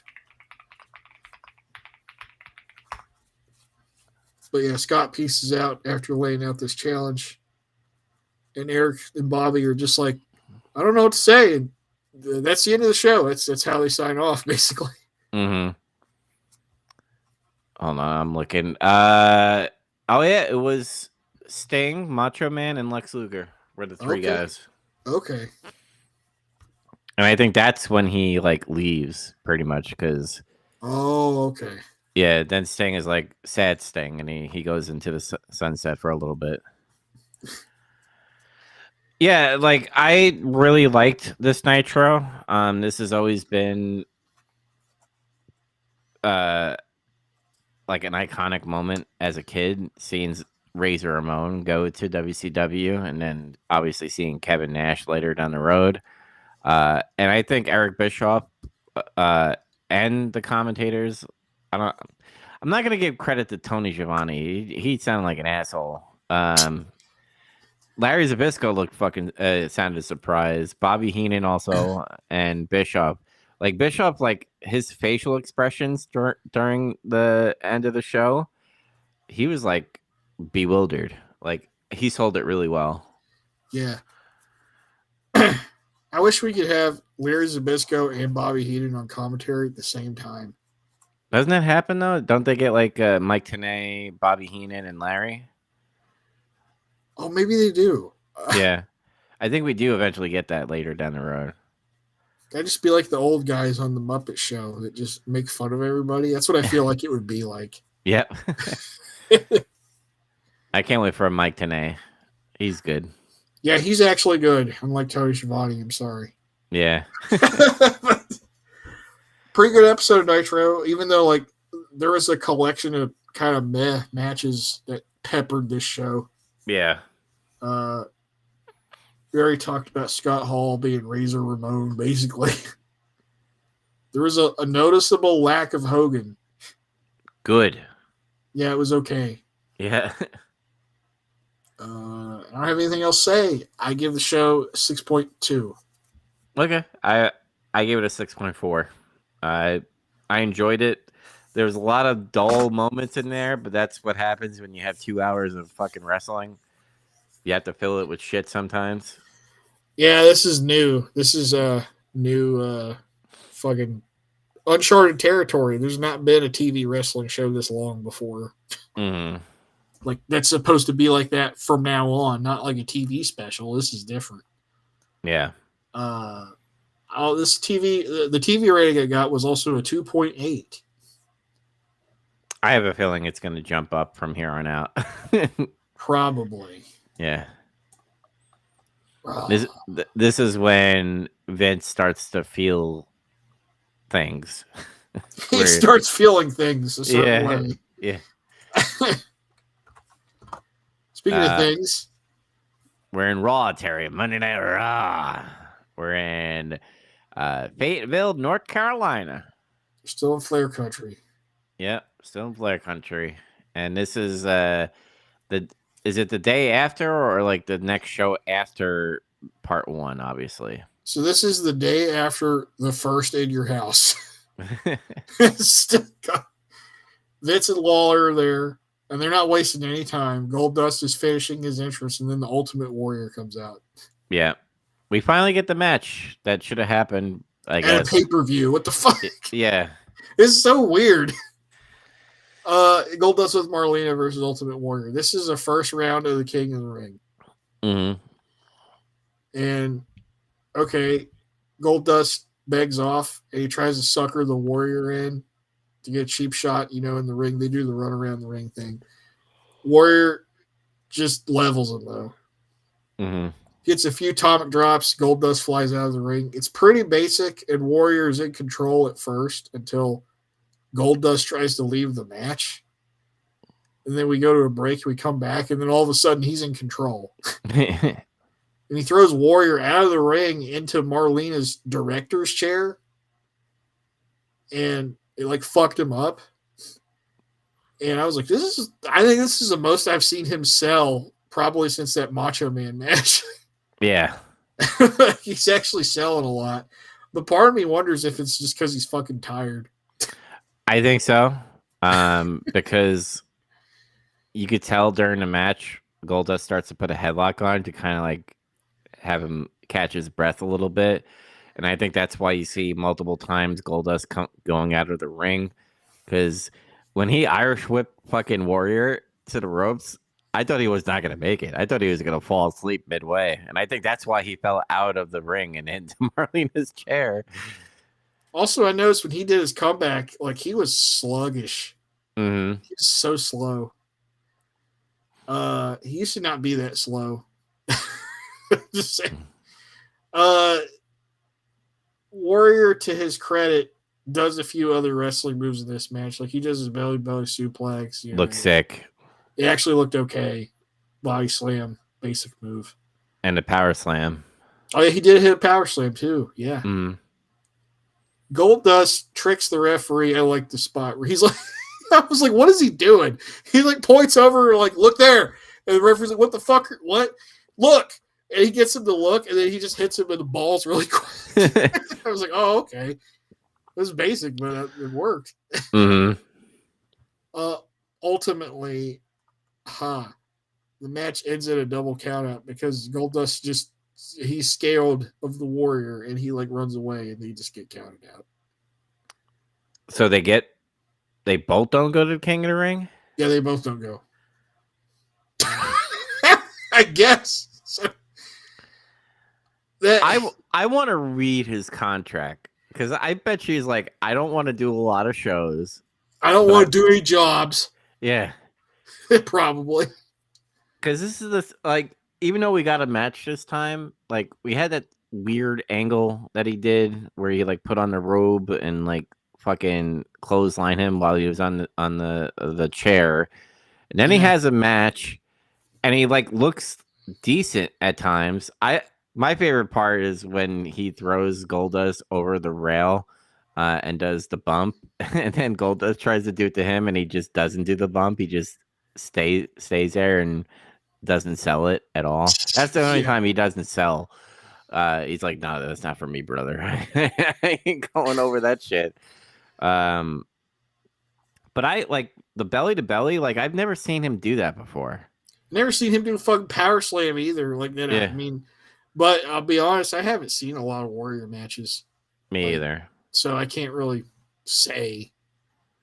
But it was, despite the weirdness of it, I thought it was okay. Average? It was average. It was right in the middle for me. Because I liked the stuff Goldust was doing. And it was like, oh, Warrior's actually like selling and he's like doing some stuff, even though he's like fucking tired. That's just the biggest thing I noticed. You know, cardio was never his strong suit. Yeah. He always had short matches. Yeah. Well, part of it was in the 80s, you know, he'd run those really long fucking entrances and he'd be blown up when the match started. Mm-hmm. So this time it was a short run. It's just he's older now. Probably not fully in ring shape because he's probably not wrestling like, you know, how he should be. Yeah. And then, you know, people are always going to make that argument. Who wants to see Ultimate Warrior wrestle for 15 fucking minutes? Like, probably do. So, you know, but I gave it a 5. Yeah, I gave it a 5 as well. Then they do this angle where Jerry like tries to come up behind him with the broken Marlena chair. And then Warrior chases Jerry Lawler around the ring. Are we fucking getting a feud with these guys? Maybe. Ugh. That might be the transition because Goldust transitions to something else too. Yeah, that was funny. That's oh more, my god. Yeah. I wonder how he got Ahmed to do that, but they go to Ted DiBiase and Steve Austin, and Ted DiBiase is so confident that Steve Austin will win that the stipulation is that if Steve loses, Ted DiBiase leaves the WWF. And then Steve Austin does like a stare at him. He just kind of like looks at him like it took him off guard, but he's not like concerned or anything. Mm-hmm. He's just like, "What'd you just say?" And he's like, "All right." Yep.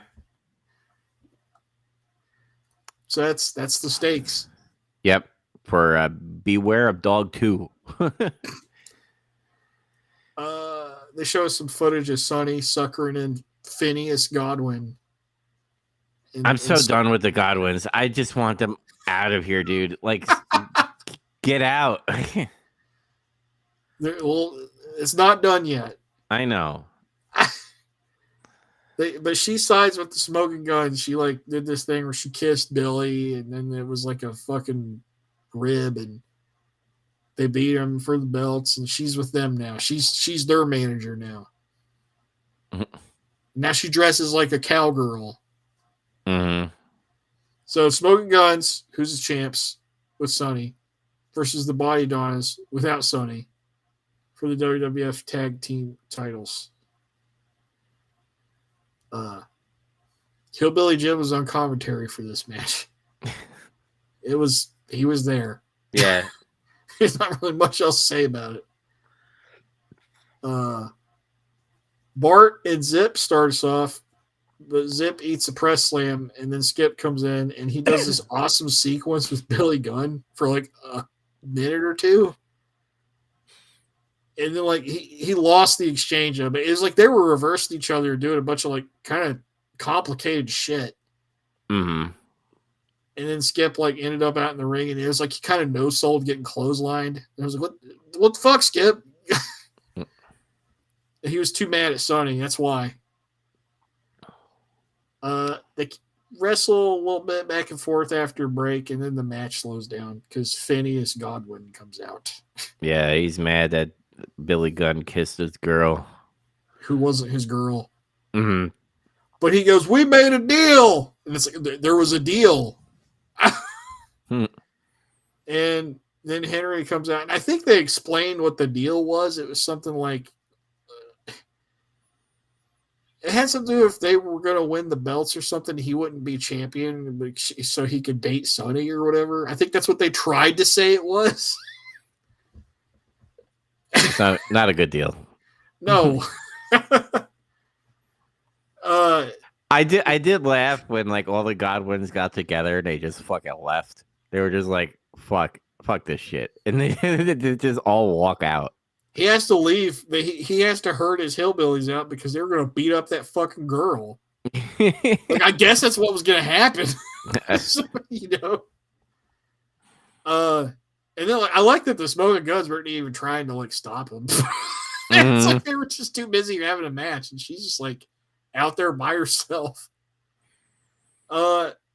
After the drama, Body Donna's dump Billy on the ropes, and he like flops out onto the floor. Mm-hmm. And then they hit a double slingshot suplex on Bart, and then Skip goes to the top rope. He hits a crossbody, but he hits it a little too much, and he gets rolled over, and Bart pins him. Damn. Yeah. I gave it a 5.7. Yeah, I gave it a 5.5. It was decent enough. I had a good time. I like the sequences Skip was doing in there. It helped. Mm-hmm. It's a shame because like he's really good. Like his selling is good. His offense is good. It's just that he's built like a joke. He just stuck with a shit gimmick, and it's like part of it that probably doesn't help is he's not that big. He's like kind of short. So that's not going to help him any there. But I think he really has his best run in ECW, I guess. Even though Paul Heyman bankrupted him. You know about that, right? No, I didn't know. All right. This is quick. So when Tammy and Chris went to ECW, they were like, Paul Heyman, you know how Paul Heyman is so fucking bad with money, like when he's running that promotion? Yeah. He somehow convinced Chris and her to like get a bunch of credit cards to pay for everybody's fucking like flight tickets and all this other shit. Oh my God. and he never paid them back for it, and they got into like a bunch of fucking credit card debt. Like they had to like they got bankrupted over it, I think, or something, for real. I mean, I watched clips of like, remember when the WWE Network did like that whole ECW thing where it was like Paul Heyman, fucking Bubba Ray, and Tommy Dreamer, and some other dude, I forgot his name. Probably someone big, and I just forgot it. But Tommy Dreamer is like, I fucking hate your guts, Paul Heyman, but I love you because like he didn't pay Tommy Dreamer at all, and he was like in the similar thing with the like bankrupt thing and stuff like that. But like his legacy is like sealed because of Paul Heyman. It was like so weird. It's such Paul Heyman is a weird guy because he really did fuck over a lot of people financially at ECW. And basically he got away with it. He never paid those guys back. Somehow he weaseled his way out of it. Paul Heyman is the epitome of fake it till you make it. Yeah. Pretty much. Yeah. And then he figured out, thankfully, he's like, I have no business running a wrestling promotion. I can't do this shit.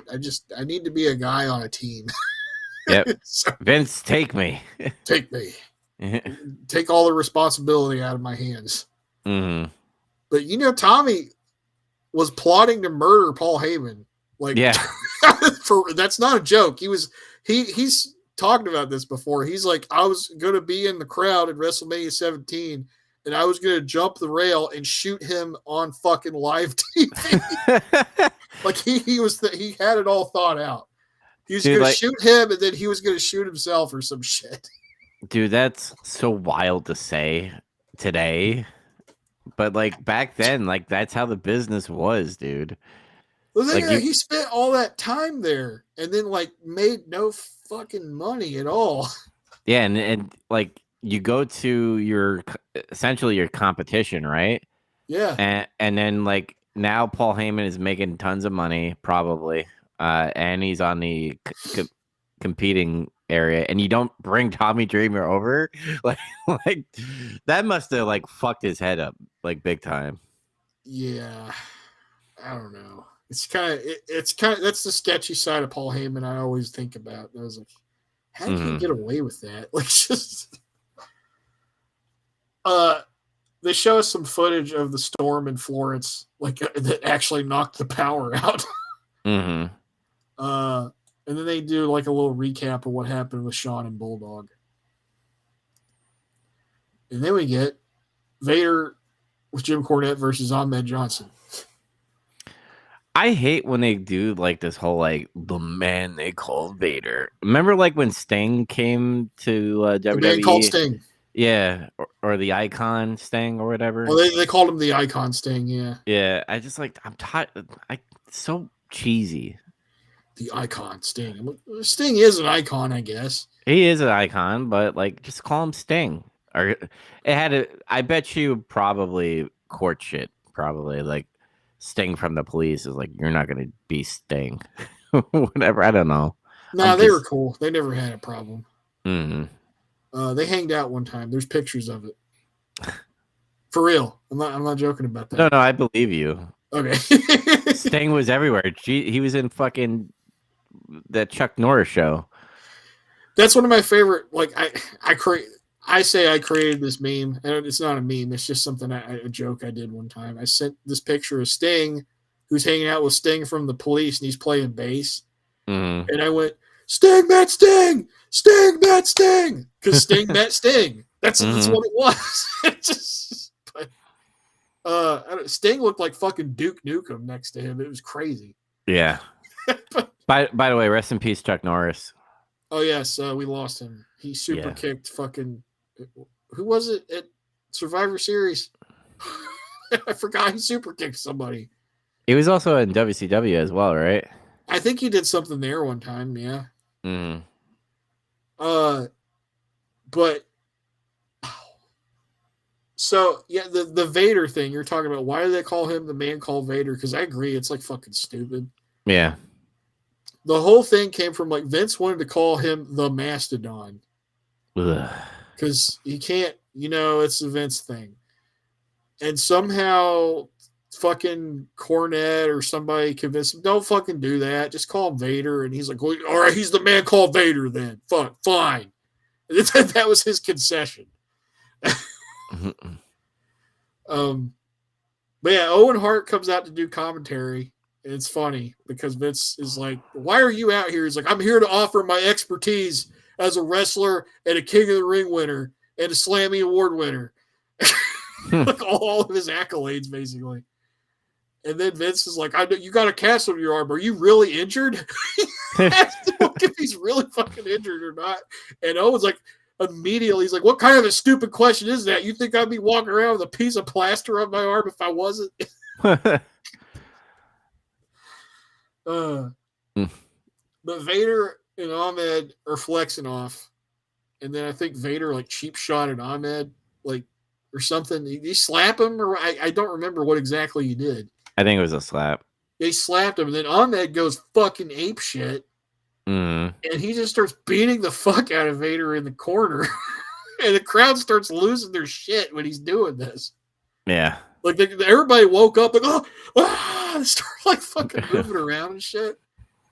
And Ahmed is like going nuts so bad, he starts doing those discus stomps, and I was like, oh no, here it comes. And then yeah, he wiped out. He did like 2 and lost his footing and fucking collapsed. And yeah, that's when he's like, that's when he like kicks and then he does like a little spin move or whatever. Yeah, I don't like that. Because that happens. Every time he does that, he fucking falls down. Yeah. And it doesn't look good. He's kind of like when a Beyblade fucking stops spinning. Beyblade Johnson. But I don't know, man. Just do stomps. Just keep doing that shit where you pound the fuck out of him in the corner. Like, I'm talking like he's gonna hear me, but I don't know. It's just that's what I think. Ahmed gets up. He keeps punching Vader, and the crowd's even getting into it. They go, "Ooh!" every time he hits him. And Ahmed does a flying shoulder tackle to Vader, and they both fly out of the fucking ring. It's like, God damn, this match is crazy. And then Ahmed gets Vader in the ring. Cornette whacks him with the racket, and he fucking no-sells it. And then Cornette's like, oh my God, no! And he basically runs to the back. Yep. Gets the break spot. We come back. Vader knees Ahmed in the gut, and then he body blocks him, and then he does another one from the top rope or the second rope. Vader's in control, clothesline, beats on Ahmed in the corner. He does a splash, and then another clothesline. Vader puts Ahmed to chin lock. He gets up to his feet, though. Ahmed does, and he suplexes Vader. Then Vader gets up, and he hits power slam, and he goes to the second rope. And he's like, no, brother, I'm going to the top rope. And he does the moonsault, and he misses. That's so cool, though. For him, missing the moonsault is a spot. So it's like, oh, fuck. It doesn't matter even if he misses. That's the reaction you have. Yep. And then Ahmed starts throwing bombs, and he does a couple clotheslines. And then Jim comes back outside, and Ahmed does a power slam. And then he tries to interfere with Ahmed. So Ahmed throws Jim Cornette into Vader. He just fucking bounces off of him. And then Ahmed hits a fucking spinebuster on Vader, and he goes to pin him. And like right when that's happening, Owen's like, he hit my manager. I've had enough of this. And he gets the headset off. And then when Ahmed's pinning him, you see Owen get up on the top rope, and he jumps off and hits him in the back of the fucking head with his cast arm. And then Vader just kind of flops over and pins him for 3. Ahmed's dead as a doornail. Yep. Would you get this match before we get into the good part? 6. This was a pretty good part. It was 6.4. Yeah, I give it a 6.3 out of 10. This part I was talking about with Ahmed, though, like where he tries so goddamn hard. It doesn't matter if he's not that good. Yep. And he's over with the crowd, dude. Like, as much as we hear the stories about like how Mark Henry wanted to kill him and fucking Ron Simmons everybody wanted to kill him. Everybody wanted to beat his fucking ass. Yeah. Yeah. But he's over with the crowd, and his like fucking spine buster is fucking cool. His just offense is really cool. Besides that Beyblade spinning thing that he does, It's a shame he just couldn't get his head out of his own ass. He could have like probably been somebody. Who knows? yeah. Anyway, what I mean by the good part is like the doctors are hauling Ahmed on a stretcher, but Goldust comes and gives mouth to mouth. He literally goes up to him and he's like, he needs mouth to mouth. And he just starts doing it. But he's not doing compressions or anything. He's just like, he's kissing him basically. But he like gets up and he's fine. He revives him with it. Yeah. Yeah. And he's like pissed off. And I'm like, I joked around. I was like, why are you mad? He like helped you. And it's funny because King goes, he saved him. It's like he did. And then Vince says, this is literally what he says. That's absolutely revolting. He's showing his homophobia.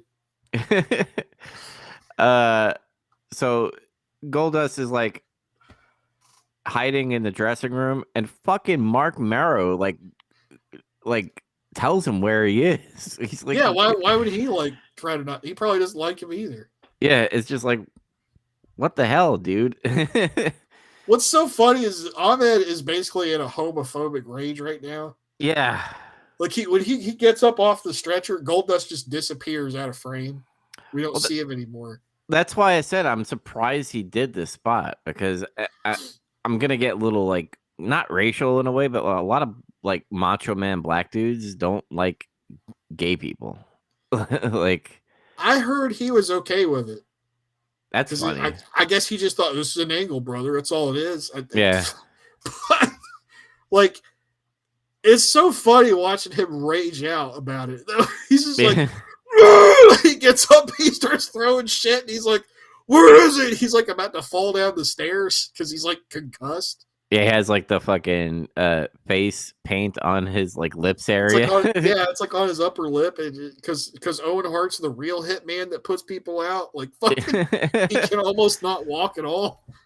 And like he sees Bob Holly, forgot like he jobbed Bob Holly out. He tried to stop him. He's like, "Hey man, what's going on?" He like lifts him up with one hand, and he's like, "Where is he?" Like he's fucking Batman in the Dark Knight. Yep. And then there's like this dude, like when he sees Marrow, and he's like, "Where are you doing?" Like it's funny because Marrow talks him down of all people. Mm. He's like, "Where is he?" He's like, "You looking for Goldust? He's over there."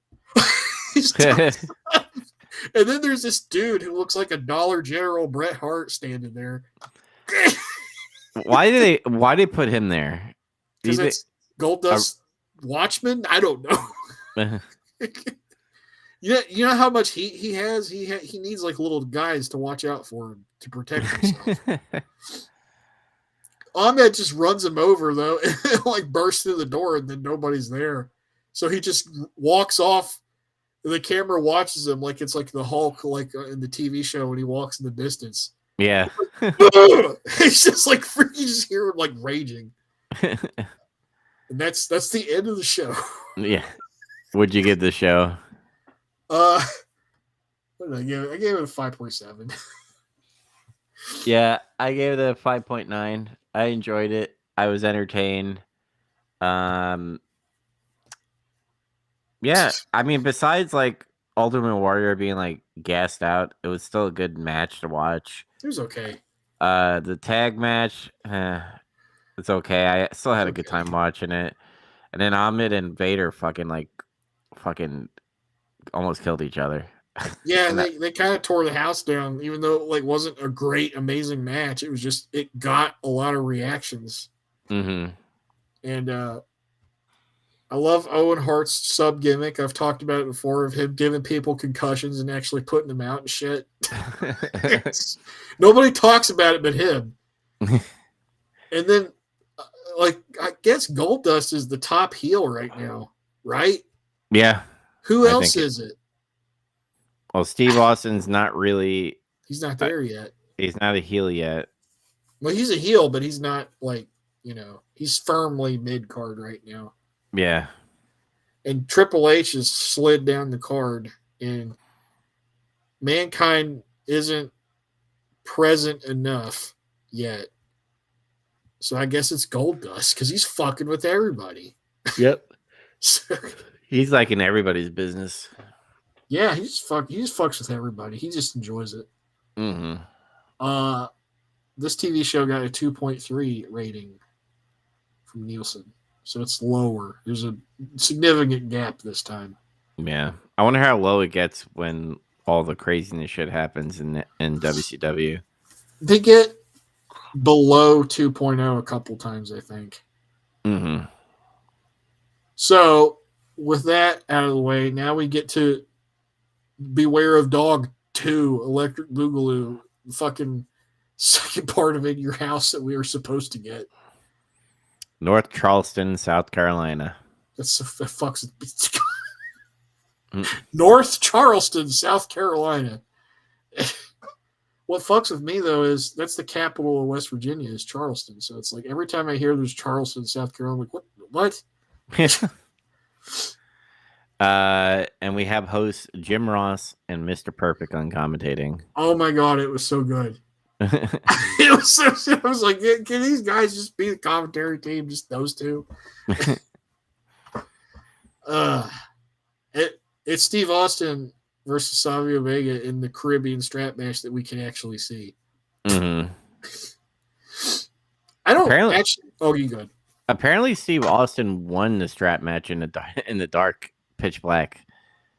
Oh, that's funny. Yeah, I didn't know that. Mm-hmm. So I don't have a lot of notes about this because I got so into it, like I was watching it very closely. Yeah. But also, just because there wasn't like a lot of wrestling per se in it. It was like a brawl and it was a strap match because it's kind of sort of what a strap match is anyway. Yeah, they would like brawl fight. They would like slap each other with the strap belt. Yeah. They would throw each other out of the ring every time they would get close to the fourth, because the goal is you would have to hit each fucking turnbuckle, all four of them. And every time they got to the third one, they would like pull the strap and like fuck. The way Steve Austin did it to Savio Vega looked fucking cool at times. Mm-hmm. It almost like, and Savio obviously selling it, he like flipped over and stuff, and it looked really fucking cool. But that was pretty much the loop. They would beat the shit out of each other. They would start fucking hitting turnbuckles, and then when they would get close, they would just pull the rug, essentially. Yep, that's pretty much how they usually go. Mm-hmm. They even did the cool. I always like this finish where like the heel is getting the turnbuckles, and it looks like he's gonna win, but the babyface is getting them behind him. Yeah, that's how the finish happens. Is Steve hits 3 turnbuckles. And Savio gets him right after him. And then at the end, when he goes to get the 4th, Savio stops him and he gets it and he wins. Mm-hmm. So Ted DiBiase is gone. His career is over. I like how Steve Austin just leaves and Ted DiBiase's in the ring. And then Savio's like, I got a song for you. Nah, nah, nah, nah. Hey. And then the crowd gets into it and like, and obviously, this is Ted DiBiase going to WCW, right? Yep, he leaves to go over there because they're going to pay him more money. Mm-hmm. Yeah, everybody has a price. Yeah. Even Junior. Even Junior, who's the real $1 million man. Is this the first nah, hey, goodbye? I think it is. Yes. It has to be. Mm-hmm. I've never heard it while we were watching any of the shows before, so yeah, it's just because it's funny because it's so far back, and it's like I don't think it really happens again for a while. Mm-hmm. Remember in like the early 2000s, they started doing that a lot, and they weren't prompted to do it. It's just the crowd just did it organically. Yep. And I don't know what happened. I around the early 2000s, even in sports, like when like a team gets swept when they have like a best of 7 games and like it's elimination game, and the final seconds of the team losing, like the crowd will go nah nah nah nah, Hey. So I think that's where they got it more from because they did it a lot in the MLB World Series in the early 2000s. That must be where it came from. Mm-hmm. Because I mean, I don't recall ever hearing it in wrestling a lot until then. Mm-hmm. Huh, that's interesting. Yeah. Little notes about the match is it was good. I liked both these guys work pretty well together. We've talked about it before. They were really laying it in sometimes. Savio's selling was awesome. Like especially like the times where it looked like he was getting choked out and shit. He's just like, it looks like he's literally passing out. Mm-hmm. Austin's brawling and shit was really good. I gave it a 7.2. I gave it a 7. I liked it. I'm more becoming a Savio Vega mark now because I just enjoy his matches. He's a good wrestler. Mm-hmm. He's just like one of those guys that gets slept on a lot from back then. There's always like somebody from some time that people overlook. He's that guy in the mid 90s right now. Yeah, because like I said, I overlooked him when they had the Stone Cold showcase in the WWE games, and they would always start off with Savio, and I'm like, I was like, who cares? And like I always wanted to get to the Brett match with Stone Cold, and but now I kind of want to go back into the showcases and actually play against Savio. Now we are Savio appreciators. Yep. Let's see. Oh, we see Sean struggling to use a computer in 1996. Some things never change. He was like sitting there like pecking the keys, and I'm like, he really doesn't use computers, does he? Mm-hmm. And then we see like, the thing where he kicks Stan. He's doing the same shit all those years later. Yep. The man they call Vader versus Yokozuna. The Mastodon. I would have hated that. Basically, just fucking call him Mantar and get it over with. Weren't they gonna call fucking Cross like Mastodon? No, I don't think so. They were gonna call him something else, but I don't think it was that. Maybe I don't know.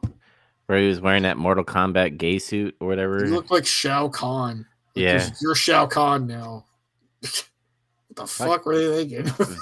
Vince was going out of his mind when he like did the whole biking experience bullshit. Oh man, senile Vince. Yeah. They start kind of sorry. Okay. Side note a little bit. I have to do more research, so this could be fake because we are on the internet and Twitter is usually fake. But I came across because the OnlyFans owner like died out of nowhere. What? And there's rumors, and like I said, I don't know if it's real that Vince McMahon might be owning OnlyFans. I was like, dude, this simulation's getting wild now. No way Vince has OnlyFans.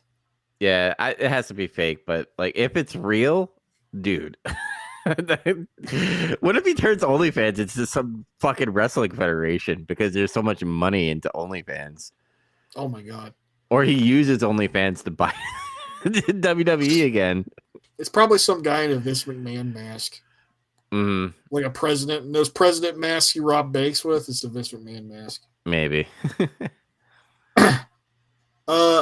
They start out exchanging punches, and then they do this long bit where they face off like they're gonna collide. Like these two behemoths are gonna collide. Yeah. Like Yoko gets in his sumo stance, and then Vader does his 3-point football stance, and then Vader keeps chickening out. He chickens out twice, and then Yoko's like, "Well, come on!" And then they do it the third time, and that's the charm. But Yoko wins; he runs him over. Mm-hmm. And then he clotheslines him out of the ring. Then they punch, and then Vader gets in the ring, and Yoko takes him down, and he hits an elbow drop to Vader's knee. And Vader sells it like he's being tased, and he flops out of the ring. Which, that's fair. It's fucking 600+ pound dude falling on your leg. So, Yep. Yoko's mostly in control after fucking up Vader's leg. Cornette tries to get involved. He shakes hands with Yoko until that's turned against him. It's like he fucking crushed his hand. And then he knocks Cornette down. Yoko goes to bonsai drop him. And then Vader, because Vader's like nearly dead, but Vader drags Corny out of the way, so Yoko just busts his ass instead. Mm. And then Vader hits the elbow drop and a splash on Yoko's knee, and then he hits a Vader bomb and he pins him. So you got him back. Yeah. It was all right. Yeah, so is this Yoko like on his way out to fat camp or whatever, or fat rehab? Maybe. I thought that's what it was before when they carted him out on a fucking forklift. Oh yeah. But like, maybe he's going back. I don't know. Because you remember Vader like fucking broke his leg and shit, and he was like and then the forklift happened and all that stuff, and then he came back. Yeah, he wasn't gone that long though, you know. Yeah, it was like a month or something. The KFC. Probably cut it off when they found out he was eating shit he shouldn't have been anyway. Yeah. I gave it a 5.5. It was fun. Yeah, I gave it a 5.2. It wasn't like super crazy, and I'm not big on the whole like when you have two big men in there and they do that little like colliding bullshit. It's like so like cheesy for me. The collision. Yeah. There's some house show shit, but I liked it when they were actually hitting each other and doing stuff. Yeah. And it was short. That was another thing. Mm-hmm. You got to keep these big man matches short because it's like big man matches are so weird because it's like that's what everybody wants to see, but at the same time, it's going to be like one of the worst matches. Mm-hmm. So the smart thing to do is just make it short. Yeah, you can't have a 30-minute fucking big man match. It's just going to be slow and stupid. Yeah. The highlights is what everybody remembers. Like Big Show doing a top rope elbow drop to Mark Henry. What the fuck? We see a funny commercial for King of the Ring where Lawler's eating a giant turkey leg and then he chokes on it and dies and goes to heaven. And then he's assaulted by these other kings after he proclaims himself to be king. And he goes like, "Where am I?"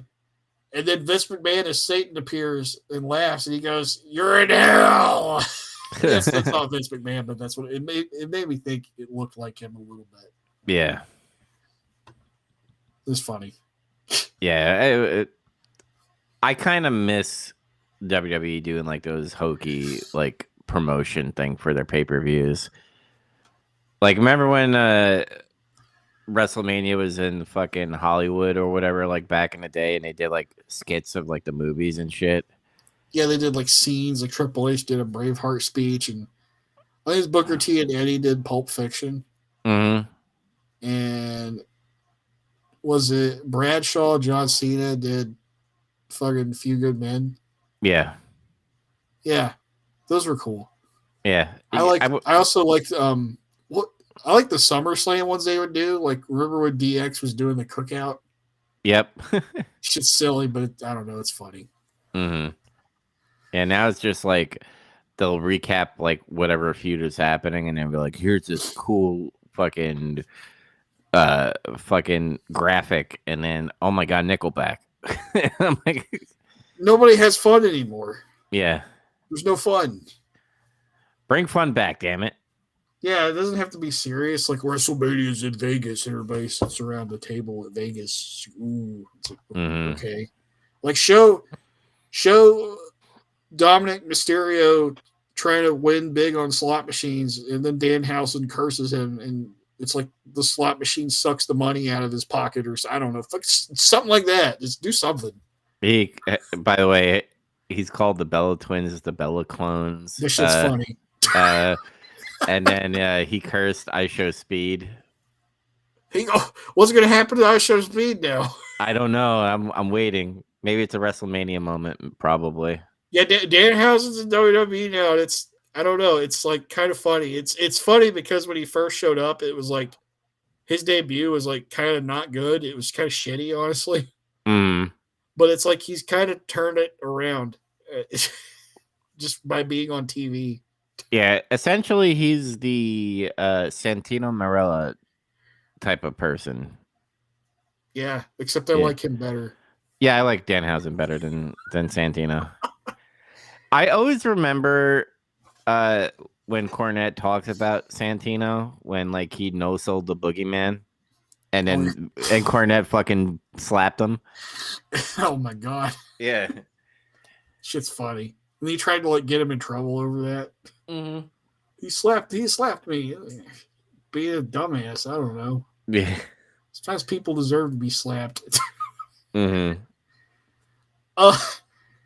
After that little commercial, they confirmed that there's going to be a rematch with Shawn and Bulldog for the title at King of the Ring.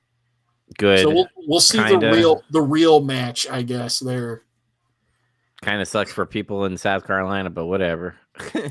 Well, nobody predicted a severe thunderstorm. It was fucking tsunami. It was a tsunami. That's where shark's from. It was a shark who resides from tsunami. They show us the smoking guns thing too, and then Jerry Lawler is going to face the Ultimate Warrior at King of the Ring. Ugh. After that Raw thing. See, so yeah, I forgot about that. Goldust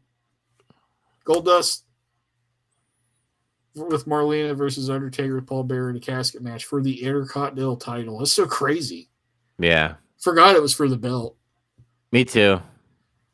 I don't think the Undertaker's ever fought for the IC title that many times. Probably just like a handful of times. Mm-hmm.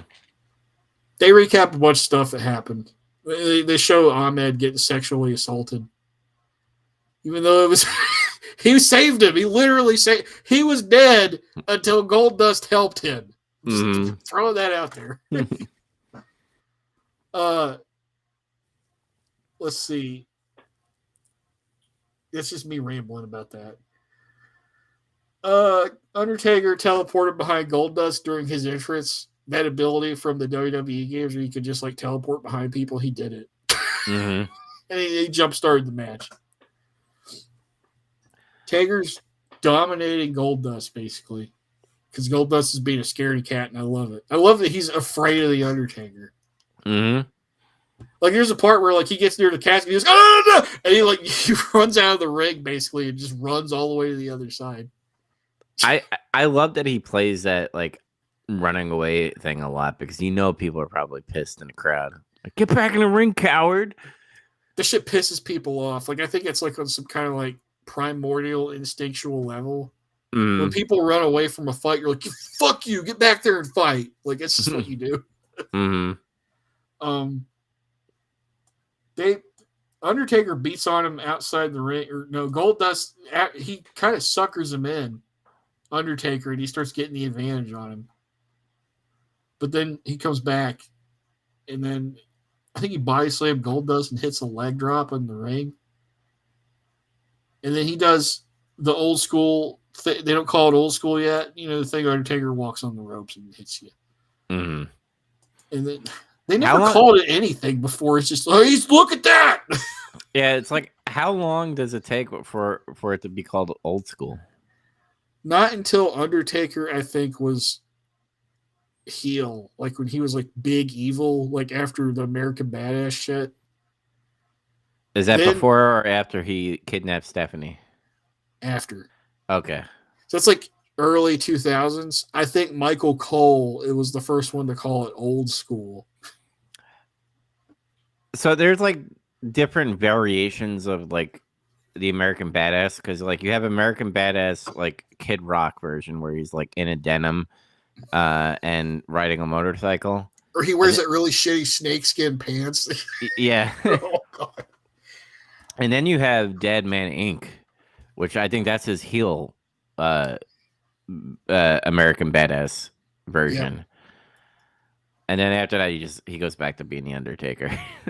And I think that's where the old school comes in. I'm pretty sure I remember them calling it that, like after he turned heel, being American Badass. Okay. Pretty sure that's where it came from. But he also chokes Goldust in the corner. He does that cool shit where he chokes you and he rolls his eyes back. And it's like, oh my God. Goldust manages to come back, though. He does a body slam, but Taker just sits up, and then Goldust is like screaming when like he stands up, and he's like, no. And he starts trying to run away again. And then like Goldust muscles Taker up at some point. He hits a tombstone pile driver on him. I didn't expect that. And he gets up. He just gets up. He's like, fuck.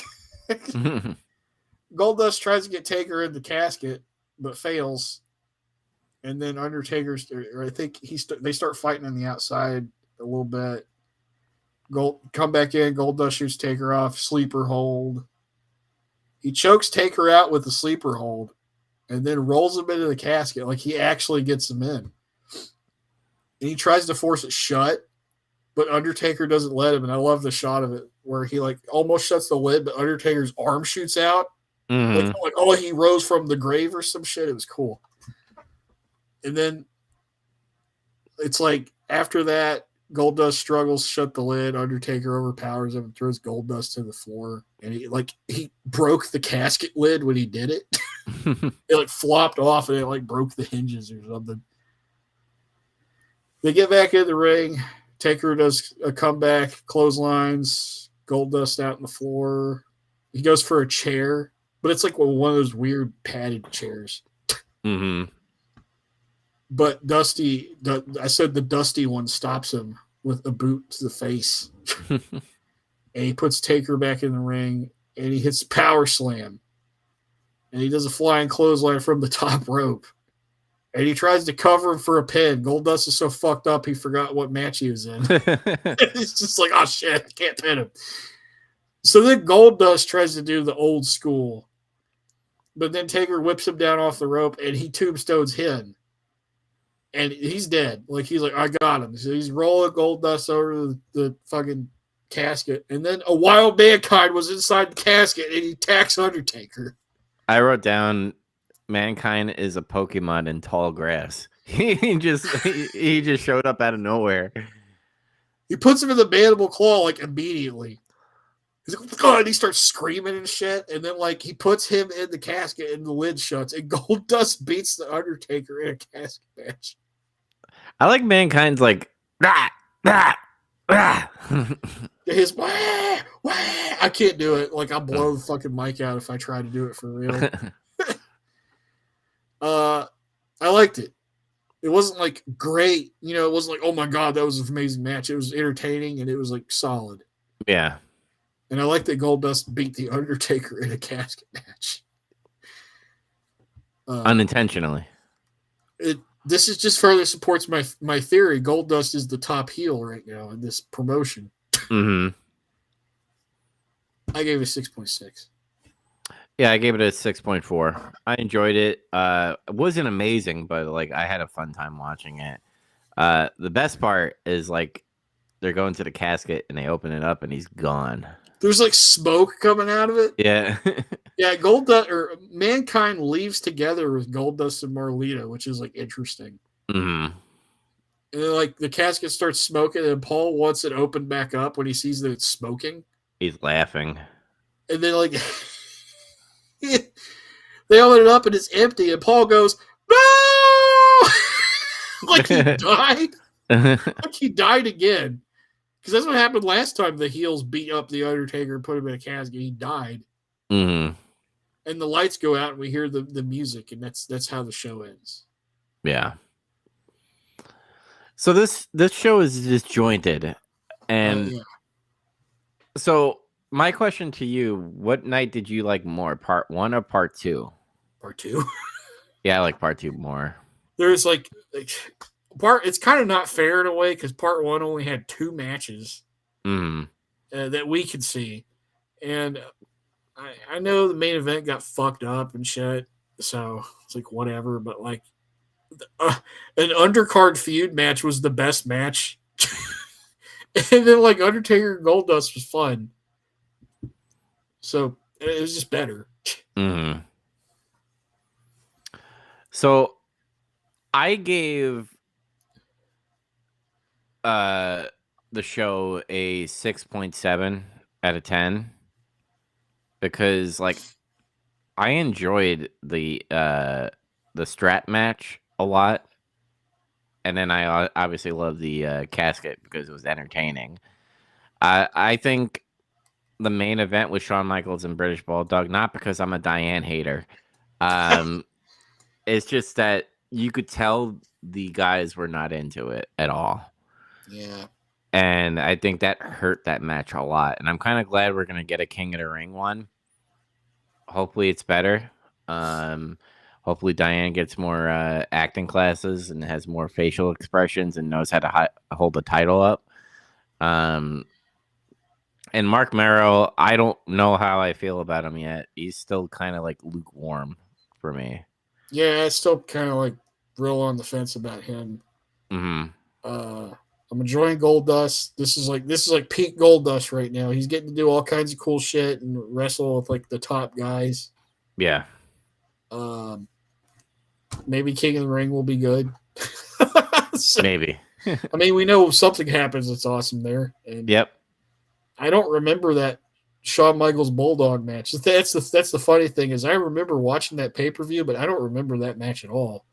Mm-hmm. And I don't remember what else is on that show either. No, I only remember Stone Cold. Maybe that's bad. I don't know. We'll see.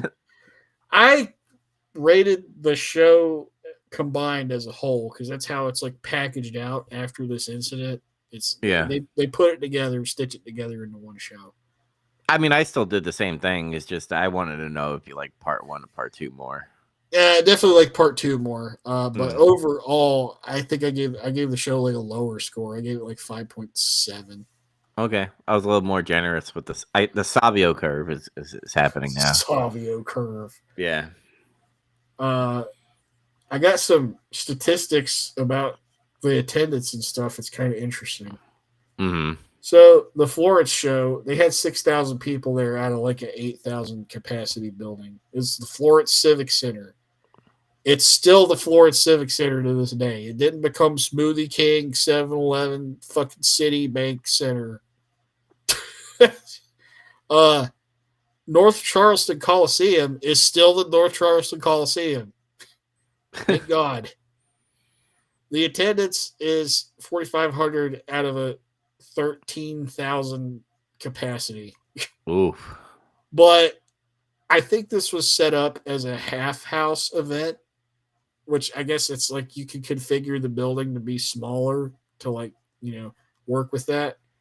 Mm-hmm. And that capacity is 5,970. So if you look at it like, well, it was configured for half house, then they did okay. I don't know. Mm-hmm. The buy rate was 100,000 with a 0.45 share, so it didn't do that good. Yeah. I mean, it's kind of showing that, like, and I think. Do you think they put the title on too early on Shawn Michaels? Maybe. I don't think it's too early. I think it was right, but I think their push with him is going to start to backfire really soon. Mm-hmm. Because it could be right now interest in WWF is waning anyway, just in general. Like it's kind of like a down period for them. Everybody knows that. Mm-hmm. So it could be that's part of it. A lot of people like to blame, Shawn fucked everything up. It's like the Diesel thing. Shawn sucked and he didn't sell anything. And yeah, some people were saying that too that were in the business back then as well. Mm. But I don't know. I think it's too early to blame it on him because it's like we're just like a couple months in, Yeah. basically. And all the big players are leaving. I mean, Scott and Kevin Nash are leaving. Yeah. Bret Hart is like doing Mad TV. Is that even a thing at this point? I think he's doing Lonesome Dove, and he's healing and he's doing TV shows. Yeah. So that's what he's doing. So he doesn't have his biggest rival yet. So like, I don't know. Sean's biggest rival is like fucking Sid. And that hasn't happened yet. Mm-hmm. And it's funny because like the whole thing like the whole way they were supposed to build Sean up, it was originally supposed to be Vader. We've talked about that. Yeah. But Sean didn't want to work with Vader because Vader was fucking stiff. But that ended up turning into being Sid's role. And the funny thing is by the time it got to that point, everybody was cheering for Sid over him. Mm-hmm. It was like he was John Cena. So they fucked his push up, arguably, in my opinion. It's not like Diesel. Yeah, Diesel wasn't getting booed, you know? Yeah, I'm not blaming HBK, but like I said, like they put the title on him and everybody just went away. And it would and I think that hurt him because of that a little I think bit. it did too. Yeah, they ran out of opponents for him. It's like, okay, he's got Bulldog. Bulldog's solid. You can get a good match out of him if you know that'll be okay. There's probably something to do with Owen. I don't know if they do. Mm-hmm. It's funny because we talked about, man, he should. Did he ever wrestle Goldust? I feel like he should have wrestled Goldust. I honestly don't know. Now he does have a short feud with Mankind, and they produce a good match together. It's at In Your House Mind Games. Yeah, Mick Foley's good. He could lift anybody up, in my opinion. Yeah. So yeah, I think it's just bad timing of key people leaving, and then like Vince, in my opinion, Vince kind of sabotaged his push the way he was doing it. Yeah. All right. Well, next time are we doing double Nitro and double Nitro and Raw, June 3rd and June 10th? If that's what's next, yes. Yeah, because remember, pulled up. Yeah, because remember, Nitro is now 2 hours, so that's going to be 4 hours of Nitro and about an hour and a half, maybe, of Raw. Yeah, we'll try it and then see if it's like unwieldy or something. I think it'll probably be okay. Yeah, it'll be fine. And we're not doing a war journal because this is the first time we're talking about WCW in that month. So obviously WWF is going to win. Yeah, there's no war journals. Yeah. But we're getting closer to the third man stuff. Pretty soon Kevin Nash will show up, I guess. Yeah, he's gonna wear his hat and tap Eric Bischoff's shoulder. I remember that as a kid. It's gonna be next month, I'm pretty sure. It has to be. Yeah. So. It's one of the Nitros that we're watching right now because the Great American Bash is coming up soon. All right. Well, other than that, you have anything else to say? No, I'm looking forward to everything that's coming, I guess, because more interesting things are going to happen, more things I remember. Just good times. Matches I know are going to be good. We're going to start seeing more, you know. Mm-hmm. This is when I kind of like fully went in on wrestling. Like before, I was kind of like tit for tat type of thing, but this is where I'm like hardcore into wrestling from here on out. I was all the way in anyway. It's just like it got more intense because this is like when this shit's getting crazy, and I was also getting older at the same time, and it felt like the stuff was like kind of growing up with me more. Mm-hmm. So it's kind of cool the way that it worked out. Yeah. I'm looking at August, WCW Hog Wild. Is that when they go to the beach and all the fucking bikers are there? No, that's a Sturgis. Oh, okay. Yeah, you know when they go to South Dakota and they have that biker rally? Yeah. The thing was, oh my God, Eric Luck loves fucking motorcycles and shit. He's like, we'll go to Sturgis and it'll be fucking cool. And apparently they always lost money on those shows. Yeah, I can't wait to see all that shit. That shit's, some of it's fucking bad, but it's good bad. It's an interesting time, no matter how you slice it. Yeah. All right, guys. Well, we're gonna end it here. If you want to catch more, Getting Some Color, make sure you watch us on Big Trouble Media's YouTube channel. Make sure you give us a like and subscribe. Remember next week or the next time we do Get in Some Color, we're gonna do the next Nitro and Raw for June 3rd and June 10th. So hopefully we'll see more Scott Hall, and hopefully we see Kevin Nash soon. If you want to watch some Star Trek reviews, we have Big Trouble in Little Podcasts going on right now. We just did the original series with Zach's pick. Now we're doing Andy's with Deep Space Nine. And Lost in Nightmares. Are we doing that Friday? Yeah, I was going to ask you, are we? We had to shift our schedule around. Do you want to record 3 times in 1 week? I could do it. I could talk Resident Evil on Friday. I could too. It'd be, I think it'd be okay. Yeah, so Friday, look out on Lost in Nightmares YouTube channel. We're going to be giving our review or our talk of Resident Evil. Resident Evil 9 Requiem. I was watching Avalanche Reviews stream the game, and he titled his Resident Evil 9 Rectum. Resident Evil 9 Rectum. We're going to review it. Yeah. So I was thinking Rectum the whole time instead of Requiem.